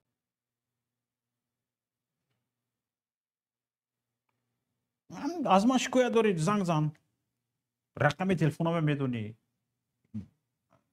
نیافتی پرس گردی اطرافه رئیس نمایندگی ته پرس رقم شوکت محمد اکو زنگ زن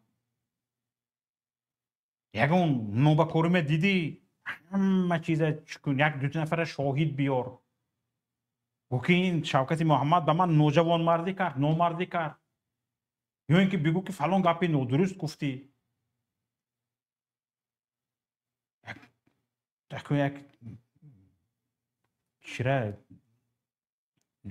کمتر جوانمرد شدن نکرده اخیرش کفیدم باور. سلامت و سربلند و پیروز باشه دوستان عزیز. با شما بودم شوکت محمد. امیدوارم که در منبع در گفتگوها همه خیلی شفاف روشن آشکار صحبت میکنیم و امیدوارم که در آینده همین خیلی مسئولین حزب نهضت اسلامی تاجیکستان مسئولین پیمان ملی تاجیکستان همین خیلی در برنامه ها وارد شده به سوال های ما به سوال های من شما جواب میدهند. انشالله نصیب باشد باز هفته دیگر همین خیلی گفتگو رو به راه میمانیم نصیب باشد. و امیدوارم که فعالانه شما در برنامه شرکت میکنید. سلامت و سربلند و پیروز باشید. السلام علیکم و رحمت الله و برکاته. به خانوادگان هر یک شما آبادی و آسایشتگی.